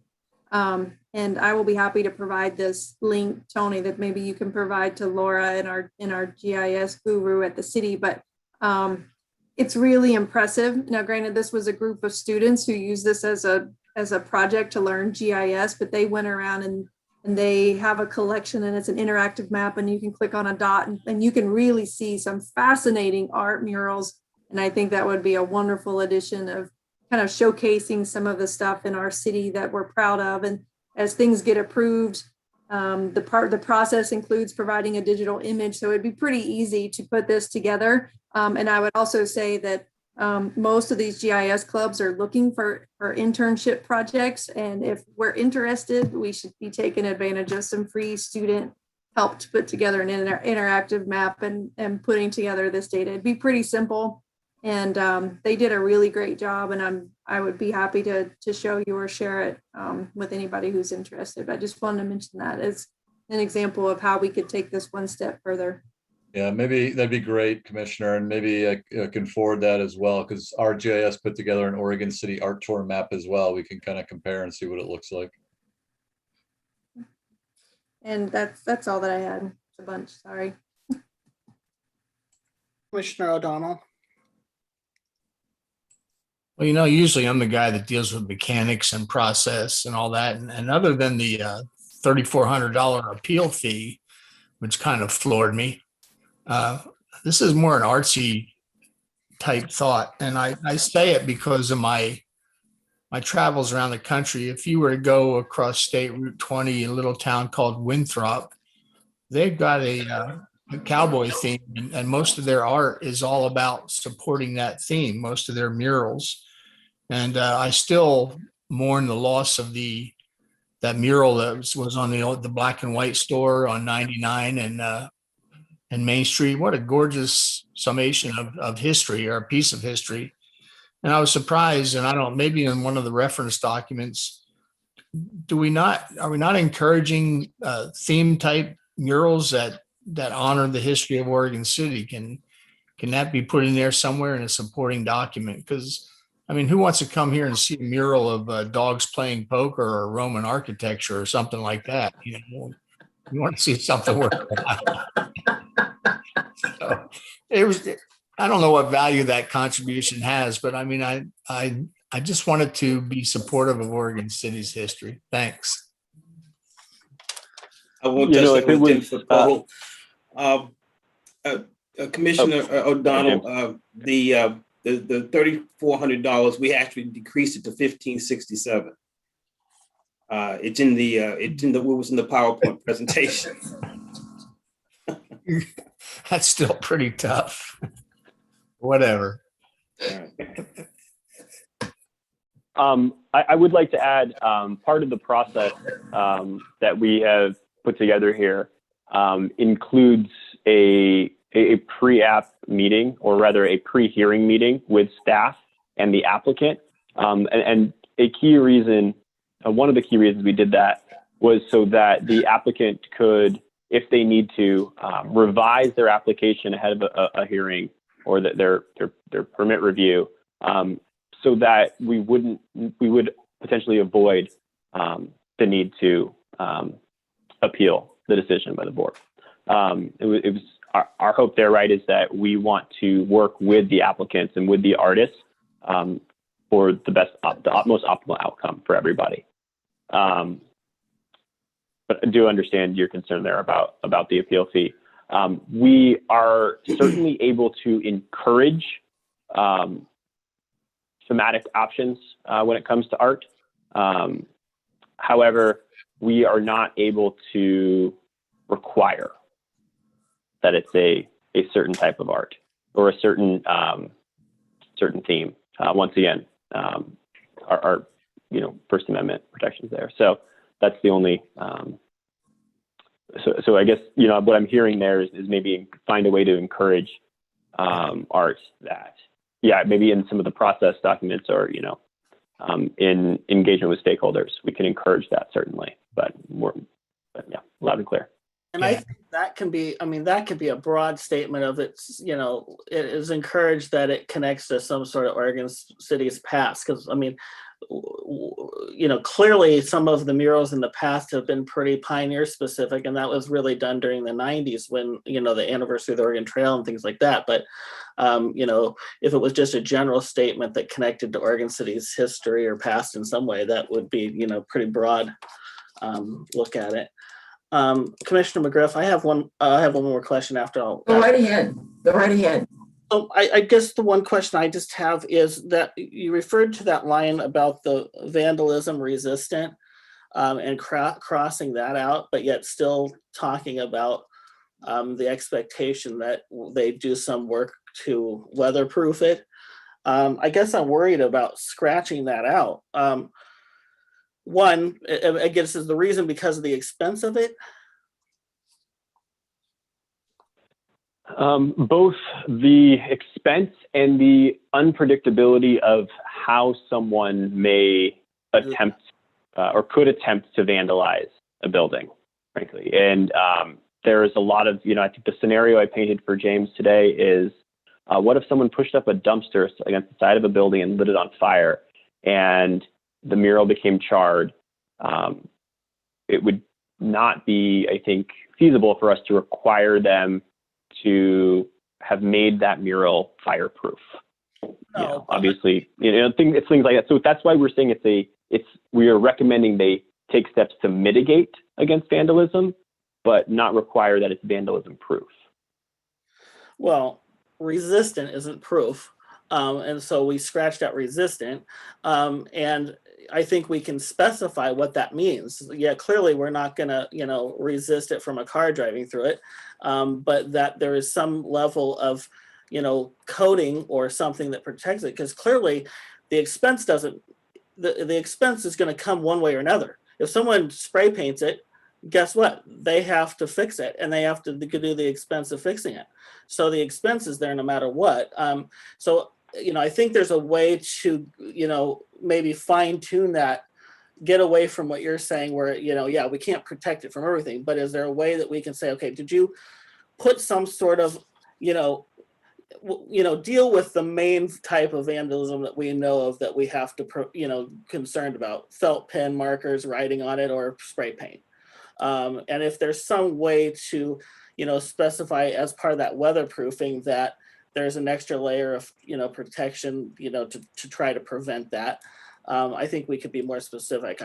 But I understand your point. You can't protect against everything, but if someone spray paints it, it would have made sense to spend a little bit of extra money to do something to that might be less expense to remove paint. Commissioner McGriff. Yeah, I agree. Understood. On that. Thank you. The graffiti coating does sort of protect it from weather as well. And my experience in other jurisdictions has been that graffiti coating is really, it's worth putting it on for many reasons. And I agree with you that we ought to put something in there that talks about that. I think we should not be scratching that out. The other thing is that, if somebody sets it on fire with a dumpster, we are calling you, Matthew, to come and move the dumpster so that it does not catch the mural on fire. So there you go. But hopefully we don't really have people who would be wanting to do something like that. I think, again, getting back to our community pride, I think people are excited about that. And I'm looking forward to some murals that, reflect the other chapters of our history. Although, I like the pioneer thing, but we know that there were pioneers who were POCs. So lots of things can be done. And I like the idea of encouraging that it relate to the Oregon City theme. Because again, I definitely do not want to be looking at a mural of dogs playing poker, because I don't think that has anything to do with Oregon City. And it would just be awkward. But I think there is an opportunity depending on, to get to Rachel's point about historic structures. I mean, you have to look at, some of the buildings we have still have some of the ghost advertising on them. And I think if there was a way to promote that, even though it's not historic in terms of Oregon City's history, it's historic in terms of the evolution of that building. So I think those sorts of things could be brought back if they're there. And I know that some of the buildings do have them. They're kind of really faded, but that's an opportunity we have to showcase something that was a part of our town at one point in time. So I think there's a variety, but I like your ideas, Rocky, about that. And yeah, we can, I probably don't have as much history on the mural thing as you do, but I was here for all of them getting painted, and it's quite fun, quite a fun process, watching it happen. All right, this is an exciting one. I'm glad this is moving forward. So, My question about the procedures and expertise. We've got some fine staff in the planning department that knows how to do this with their eyes closed. So, any thoughts? We will be continuing to support the Economic Development Department and helping them with the templates, and I'm confident that you'll be in good hands and we will work together to get it done. Well, if you're there as the guide, I have no worries. All right, I think there's some sort of consensus, Commissioner, about yes, let's move it forward with the changes that we've suggested. Yeah, absolutely. All right, that sounds good. And then Mr. Graham, my other question.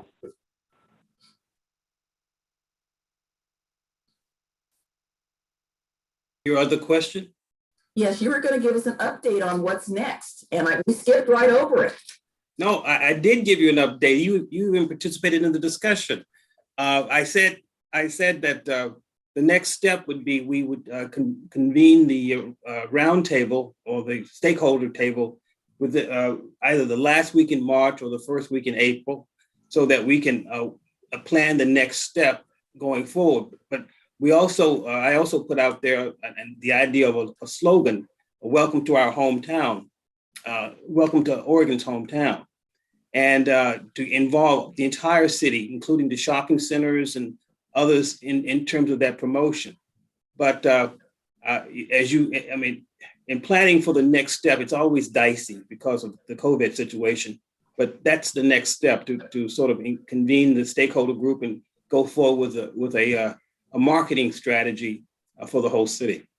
Okay, well, I have highlighted here on my sheet, which you can't, oh yes, you can see highlighted. The plan includes, and since I'm the representative to DOCA, a soft opening to test the waters, et cetera, et cetera. Oh, that one. Yes. And also we've been in discussions with DOCA about a soft opening maybe in June, whereby you have the taste of Oregon City, having the restaurants involved in a kind of a soft opening midway point between that point and say in October. So that's part of that discussion.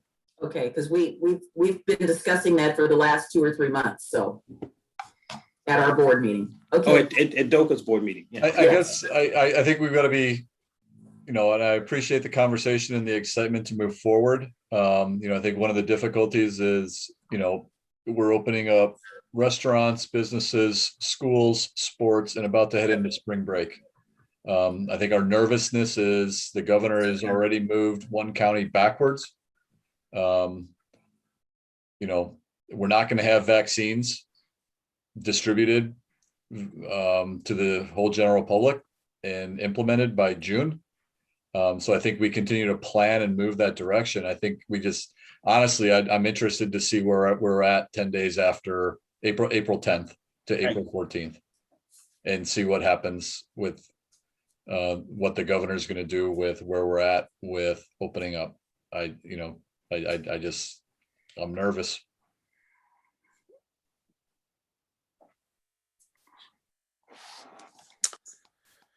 All right, I think we all are. Okay, so let's move on to city manager report. I do not have any updates for tonight, other than we will be back on Thursday. Just a reminder that we have a special work session on Thursday night that you guys reviewed earlier. And congratulations to Mayor-elect Lyle Smith. Do we not have like plans tomorrow night to hang out? I'm really disappointed in that. I could spin up an emergency meeting if you like, real quick.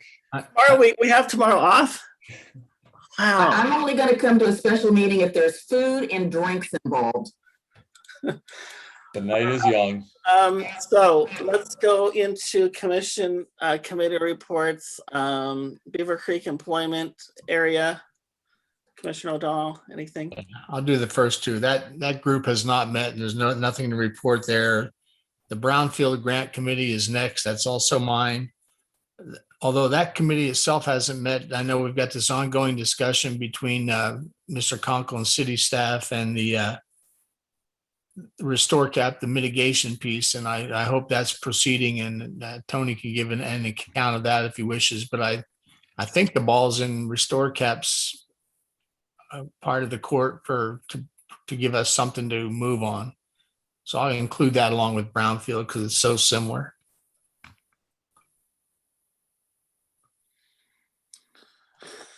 All right, Citizen Involvement Committee. Lost my screen. Yes, we had a meeting on March the 1st. It was quite interesting. There was I'll say a little bit of a convoluted discussion about the mitigation bank. It unfortunately made it seem like we weren't doing anything. I explained where we were in the process and that we were waiting on our partners to get back to us. We talked a little bit about who should be initiating a charter review committee. I basically purposely kept silent about that in terms of they kept trying to drag me into the conversation. I said, well, there's a lot of things that we have to do, and I will be having some sort of an offline conversation with the community member. We had positive feedback about the ice storm and the city's response to that. There was a lot of concern about our service providers, particularly the internet providers. And I just said, we just have franchise agreements with them. We don't tell them what to do. And, they're doing the best that they can. We also had, some people from Hazel Grove show up. I didn't get his last name, 2 people, and they are looking for another neighborhood association to be their sponsor to help them through this reactivation process. So it was a rather interesting meeting. All right, C4 and I-205 Tolling Diversion Committee, Mayor-elect Lyle Smith. I can say Commission President Rocky Smith. So we had a C4 meeting last week, and we received an update on the climate action plan that Clackamas County, it's a project Clackamas County is doing.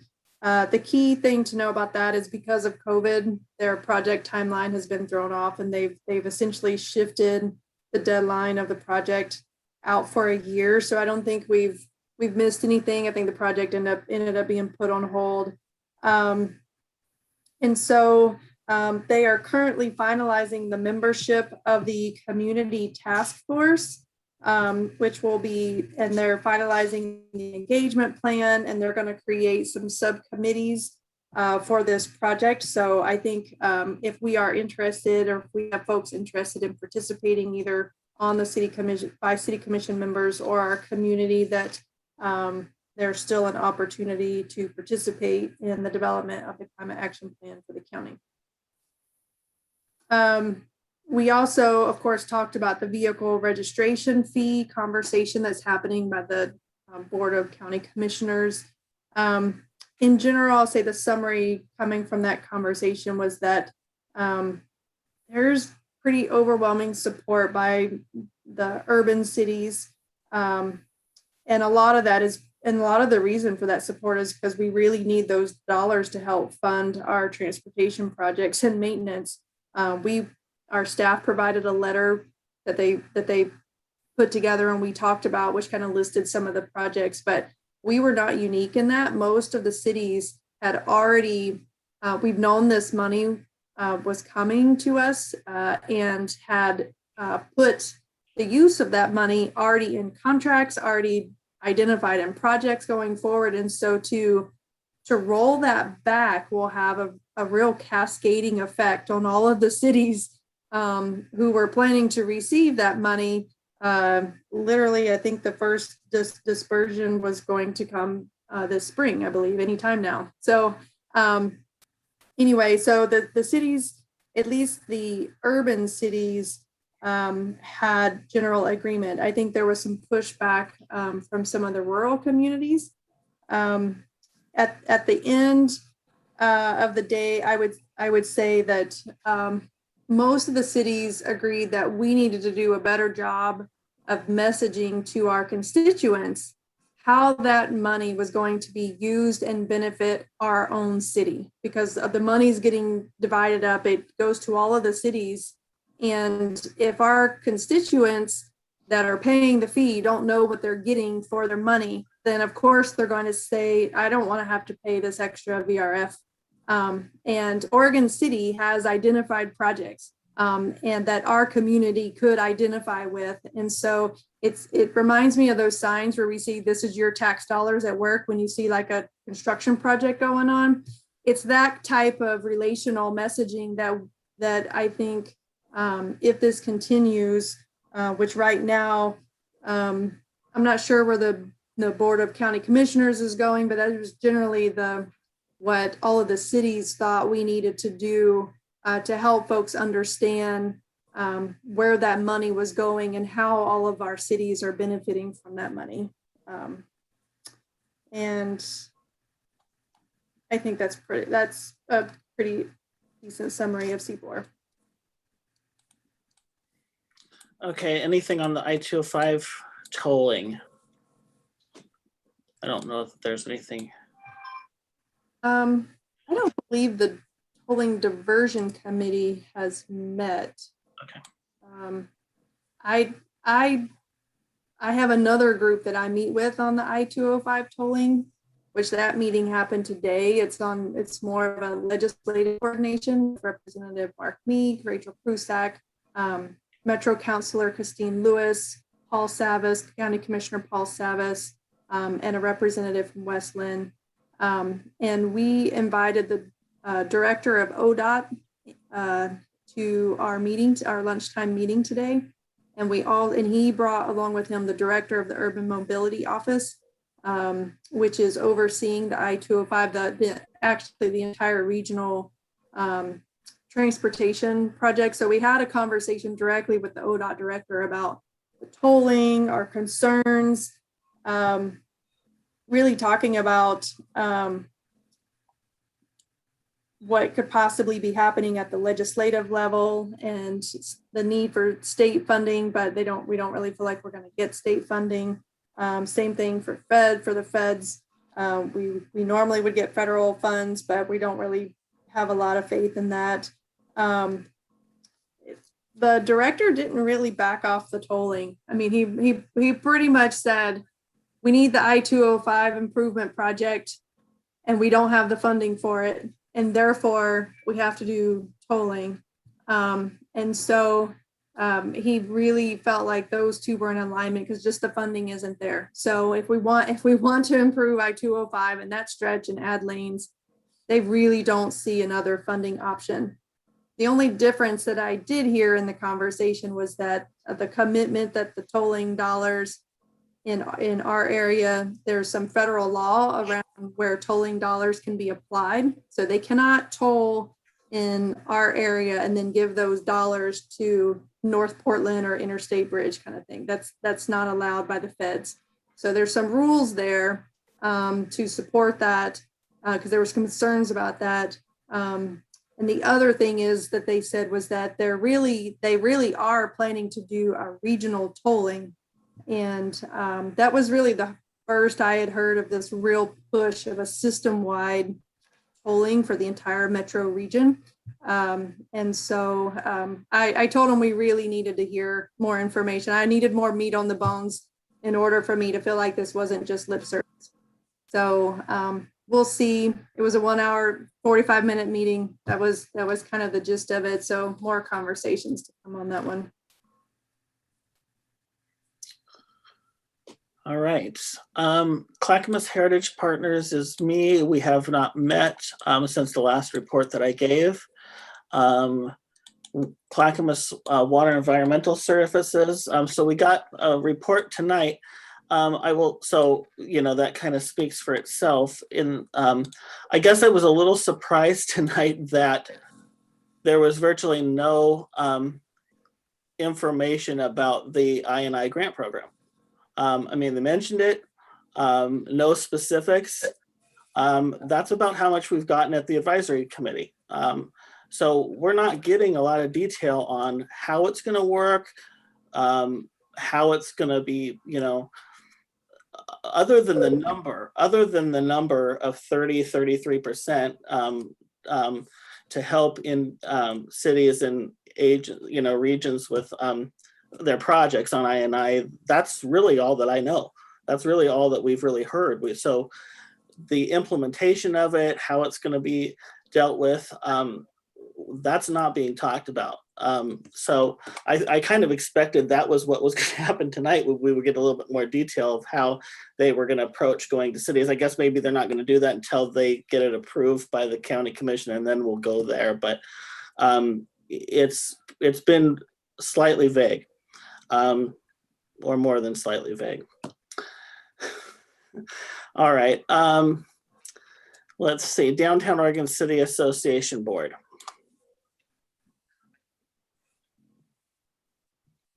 I saw Mr. Lewis had his hand up. Is that in reference to the previous topic? Oh, I'm sorry, John, you're up in the corner here and I didn't see it. You still have your hand up. Thank you, Commissioner McGrath, for noticing my hand. Real quick, I just wanted to acknowledge that ODOT is, and their district manager, so he's planning to be here on March 17th. We're going to do another Oregon City Westland Bridge update, but they're also bringing the tolling project manager, and Ryan will be here. So I think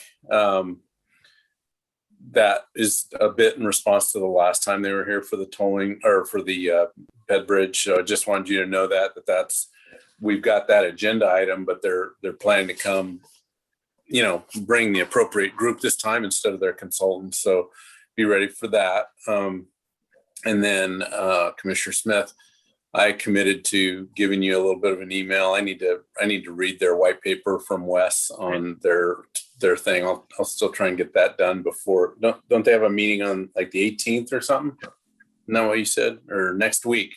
I'm pretty sure it's next week. So anyway, I'll get you something for that. Okay. All right. Perfect. Thank you. Thank you, Commissioner Smith.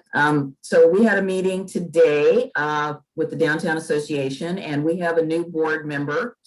Following up on Rachel's information about the I-205 tolling, we had a presentation this morning from Ellen Sweeney, who's a PR person from ODOT, and we heard all about yet another study involving our corridor called the Urban Mobility Plan. And it's responding to the legislature's request in HB 2017. I have to go look that up.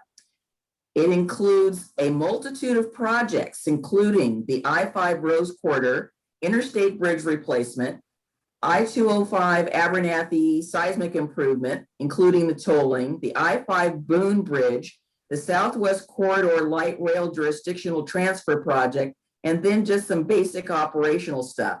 And I thought, oh my God, yet another study that is going on in the midst of all these other studies. And one of our board members, I didn't bring it up, but I would have, but talked about the Oregon City Westland Ped Bridge project, which she said, oh yeah, I forgot that one. So Yeah. I am feeling a little bit put out because no one citizen or no citizen group can keep track of all of these balls that they have up in the air. I mean, it is absolutely astounding that there are 8 or 9 projects all going on at the same time. We did have a little discussion about tolling, and obviously, as you can well imagine, the unofficial opinion of the board right now is that they do not support it. They have major concerns. It's the same as our partners across the river in West Lynn do. And it's, you know, I was asked the question, did I think Oregon City was going to support tolling? And I said, you know, has hell frozen over yet? So that was my comment to them. So they gave us a website and some information. The main thing that they talked about was she talked about was the traffic bottleneck, you know, the black hole in Stafford where it goes down from 3 lanes to 2 lanes and nothing's going on. We talked a little bit about the community showcase, and there was some concerns, as I mentioned earlier, about the reimbursement process, and it could have been made a little simpler. We talked a little bit about the Taste of Oregon City. And much to my dismay, I have to report to you that we are going to take down all of the tree lights because the conduits that we're using on the light poles are not working. But it's interesting, after the storm, the one pole that never worked came on and is still on right now. So I don't know what to tell you. Wes said that it's like it's possessed or something. Wes from Public Works said he thinks it's possessed. But other than that, the one thing I did want to ask is that I wanted to see if I had asked the city manager, but what he thought, but I'd like to request that at a future meeting that we get a briefing from Sherry Stewart, who's with the State Historic Preservation Office, to give us a sort of a state of the Oregon Main Street program. We haven't had one of those since I was on the Planning Commission. It's been quite a while, and I think it would behoove all of us to get a little bit up to date. There's a couple of new programs that they're looking at that have to do with one of Mr. Graham's favorite topics, which is housing downtown. And I think that's something that would be very interesting to our commission, because we have that in our plan and we support that. And there may be a conduit or a way that we can help achieve that. So that's what's going on with those guys. All right. So there's a bunch of one's clapping. Commissioner O'Donnell. I'll keep it short. I mean, I've read that House Bill 2017, and it's a bill in search of projects, and more importantly, it's a bill in search of funding, because there is no funding for it. And last time I talked to Mark Meek, I thought that he had introduced a bill to halt the potential tolling of 205, and I don't know if that's died in committee or what the status of that is. So that's it. Thanks. Commissioner Loudsmith. Thank you. So yeah, I want to make some comments. So yeah, I didn't get an update on the bill that Representative Mark Meek and Representative Rachel Prusak are advancing regarding tolling. But I will say that you are correct. So House Bill 2017, and what the Director Strickler from ODOT stated today, that essentially the legislature required them to no longer look at transportation projects as a project by project basis. So therefore, they were supposed to look at the region as a whole, and they were told to do that. So ODOT restructured, they created this urban mobility office. That's why it's brand new. It was literally just stood up in the last year or so. And the program is called Comprehensive Congestion Management Program.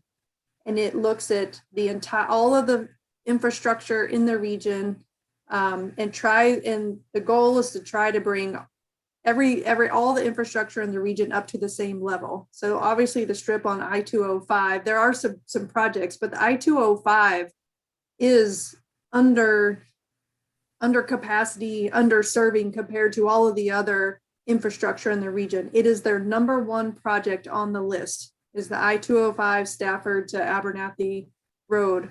The issue, Commissioner O'Donnell is correct. There was no funding for any of this stuff. And so it is the project that is the most teed up, most ready, most shovel ready, and doesn't have funding. And so that's where the tolling and the variable pricing, it's all woven together between needing funding and at the same time trying to use tolling to help manage congestion like they do in other cities with congestion managements and variable pricing. So it's a big thing that's all wrapped up, but we covered some of that today. So I just wanted to, since Commissioner McGriff brought it up, I thought I would elaborate just a tad more.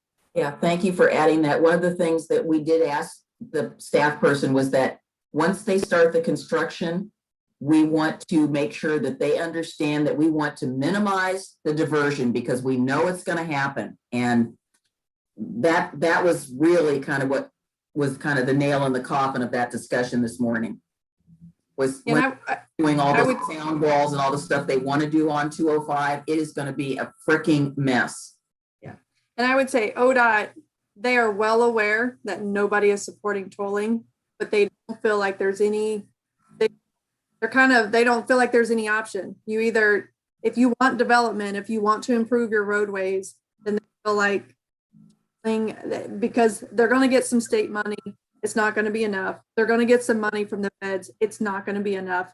And they are looking at alternative methods of funding, but they just don't feel like they can take tolling off the table. And they know that nobody is going to, they'll tell you flat out, we know nobody's going to like it, but we don't feel like we have a choice. So they feel like it's a chicken and an egg kind of thing. So one of our members suggested if you're going to do tolling, then you toll everybody. You don't single our region out, our area out to be the scapegoat for this.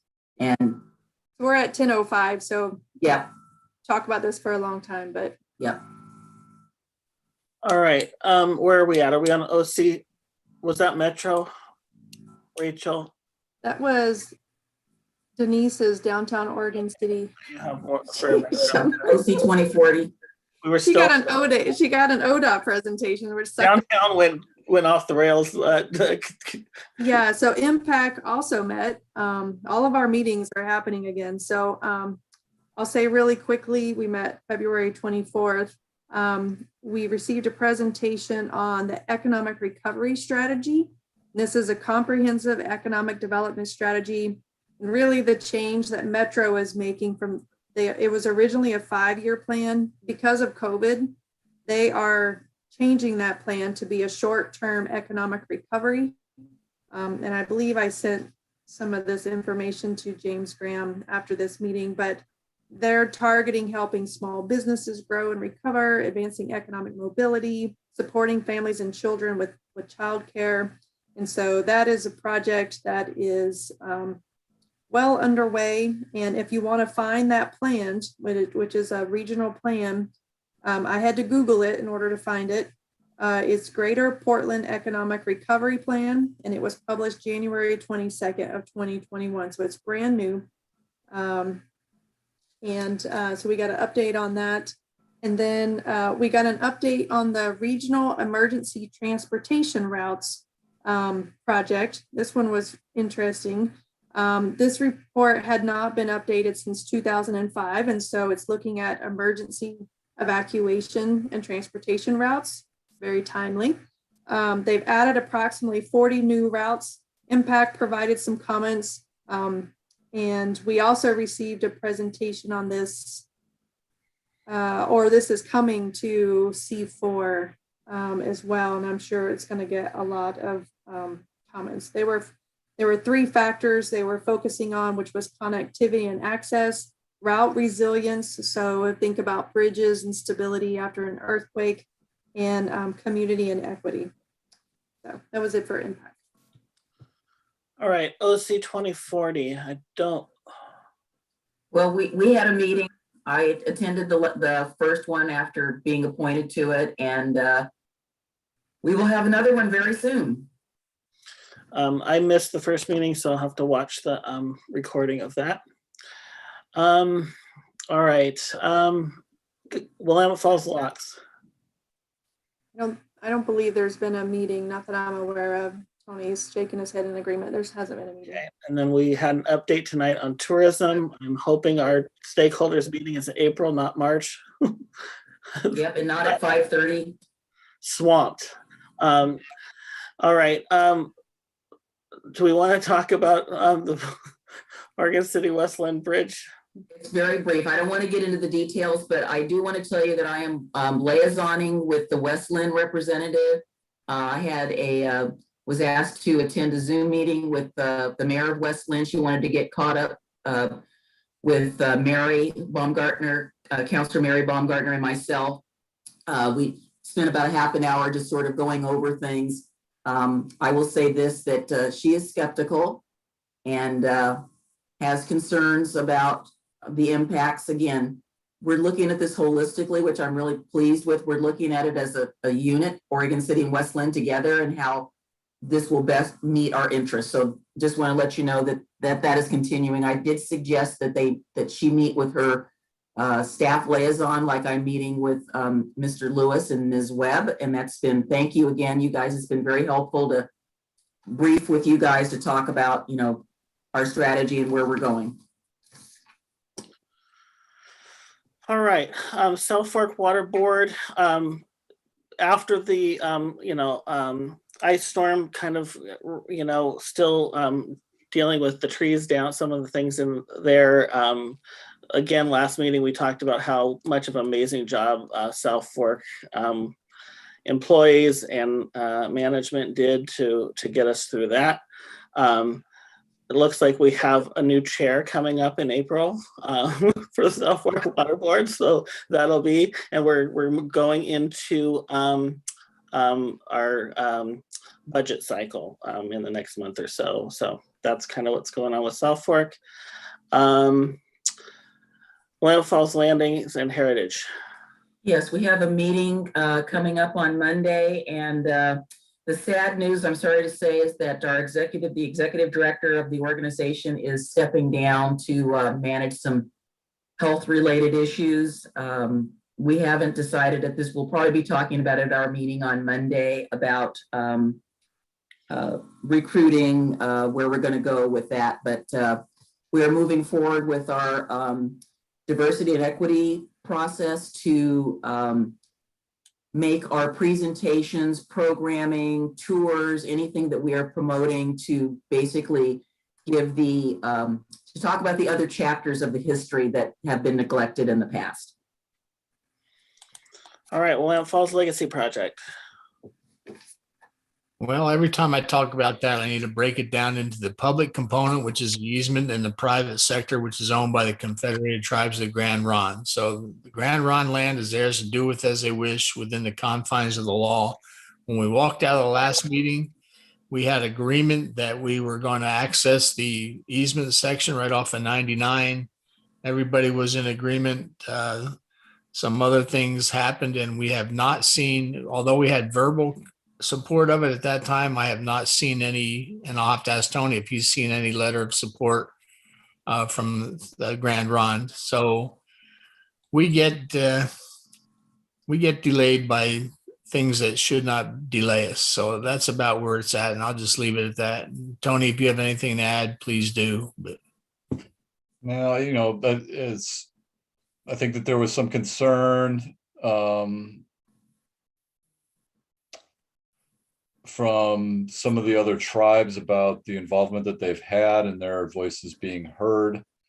So Metro has agreed, and I fully expect that the commissioners on the partners group, one of them potentially will be requested to attend individual listening sessions with each of the individual tribes. So that's essentially led to, kind of slowing down the process a little bit to make sure that we're being respectful to all the voices at the table. And, based on that, I think Grand Ronde has some concerns, just what the understanding is of what we're going to do with that information. So we haven't received a letter of support from Grand Ronde at this point. So I think it's really building those relationships and those lines of communication and, really clarifying what each and everyone's roles are here. I agree with Commissioner O'Donnell that there are very separate projects here. There is a Riverwalk project of which is located in a public easement, which this commission and we all agree is open to all voices and perspectives. And we have a private property owner that is the Confederated Tribes of the Grand Ronde on their private property. And, when we're talking about this project from the project partner standpoint, we're talking about the Riverwalk. There is a separate process for development. We have an adopted master plan for the private development. We have a land use process should they amend that. So I just think some of the terminology that is used, I think is being interpreted differently for different reasons by different groups. Thank you, Tony. Much more eloquent than my brief summation. It's a difficult situation, but we do want to be open Yes, to we hearing are. from everybody. Commission President Smith, could I give a 5-second update on League of Oregon Cities work? It's not on our list, but it's something that I'm working on. He's counting down. Can we have the staff put up the timer, please? Yeah, so anyway, as you know, I've been asked to be on the Counselors of Color Coalition, which is a new affinity group under the League of Oregon Cities. And we had a meeting last Friday where we talked about ways to have additional programming at the conference that involve people of color. And in addition, there's a new group that's going to be formed as well. It's the women's group is going to be formed. So Rachel, I think you might be particularly interested in that. We went to a session at the one in Bend. And so if the conference happens, it'll be in Bend again in September, but again, COVID. I'm working on just a couple of small little projects that dovetail with my work with Willamette Falls, Heritage and Landing on DEI. We have an executive committee and I was elected, railroaded by my friend, counselor from Happy Valley. So I'm the vice president of the Coalition of Counselors of Color for the League of Oregon Cities till the end of the year. That's it. All right, and before we adjourn tonight, I want to congratulate Rachel again and also, let the community know that this commission is not complete. And so we will we'll be awaiting the certified results of the election in the next couple of weeks. And then staff, I'm sure, will come back to us to give us a process on how to address the vacant seat that will happen when the mayor is sworn in. And Mayor-elect Rachel Smith has a comment. Well, thank you for that. There was one other community related topic I would just wanted to mention. So I reached out to Clackamas County because there seems to be a desire by our community to maybe have a preparedness fair or a preparedness kind of town hall coming out of the ice storm. We had the wildfire last year. The Clackamas County actually helps hold these types of events that we could advertise. They provide materials. That's kind of, they have a department that's their role. I reached out to them and that they are supportive and willing to help us if there's interest. And so obviously it wasn't an immediate thing. It was kind of, I was thinking more like May, June kind of timeline, maybe before the next wildfire season. But anyway, I just think it could be something that we might be interested in kind of offering for our community. I think a lot of folks had some eye-opening aha moments with the ice storm and their emergency preparedness, and as well as, maybe a desire for our city to talk about reflection. What have we learned? Some lessons learned, as a city. And so anyway, just wanted to mention that the county was very supportive, the folks that I talked to. And so if there's interest by this commission, anyway, I just want to mention it. Rachel, our community used to put those on when we had our own fire department. Rocky will remember that. It was a community fair that the Oregon City Fire Department put on before Tony's time, before Laura's time, and they would have emergency services. I mean, it was the whole shebang. Great, preparedness kits were there. You could get, it was fabulous. And one since we haven't had our own fire department. Did we renew the 5-minute timer, or I wasn't aware? I'm kidding. No, I heard that the Oregon City CERT was trying to stand back up and get back organized. I think with the natural disasters of the storms and events of the last calendar year. I mean, folks are just kind of like, this is an area we clearly need to focus on a little bit more as a community. So anyway. All right. Well, at least a lot of us don't have to drive home. We're adjourned tonight. Good night, everybody. Thank you. Good night. I'm driving home.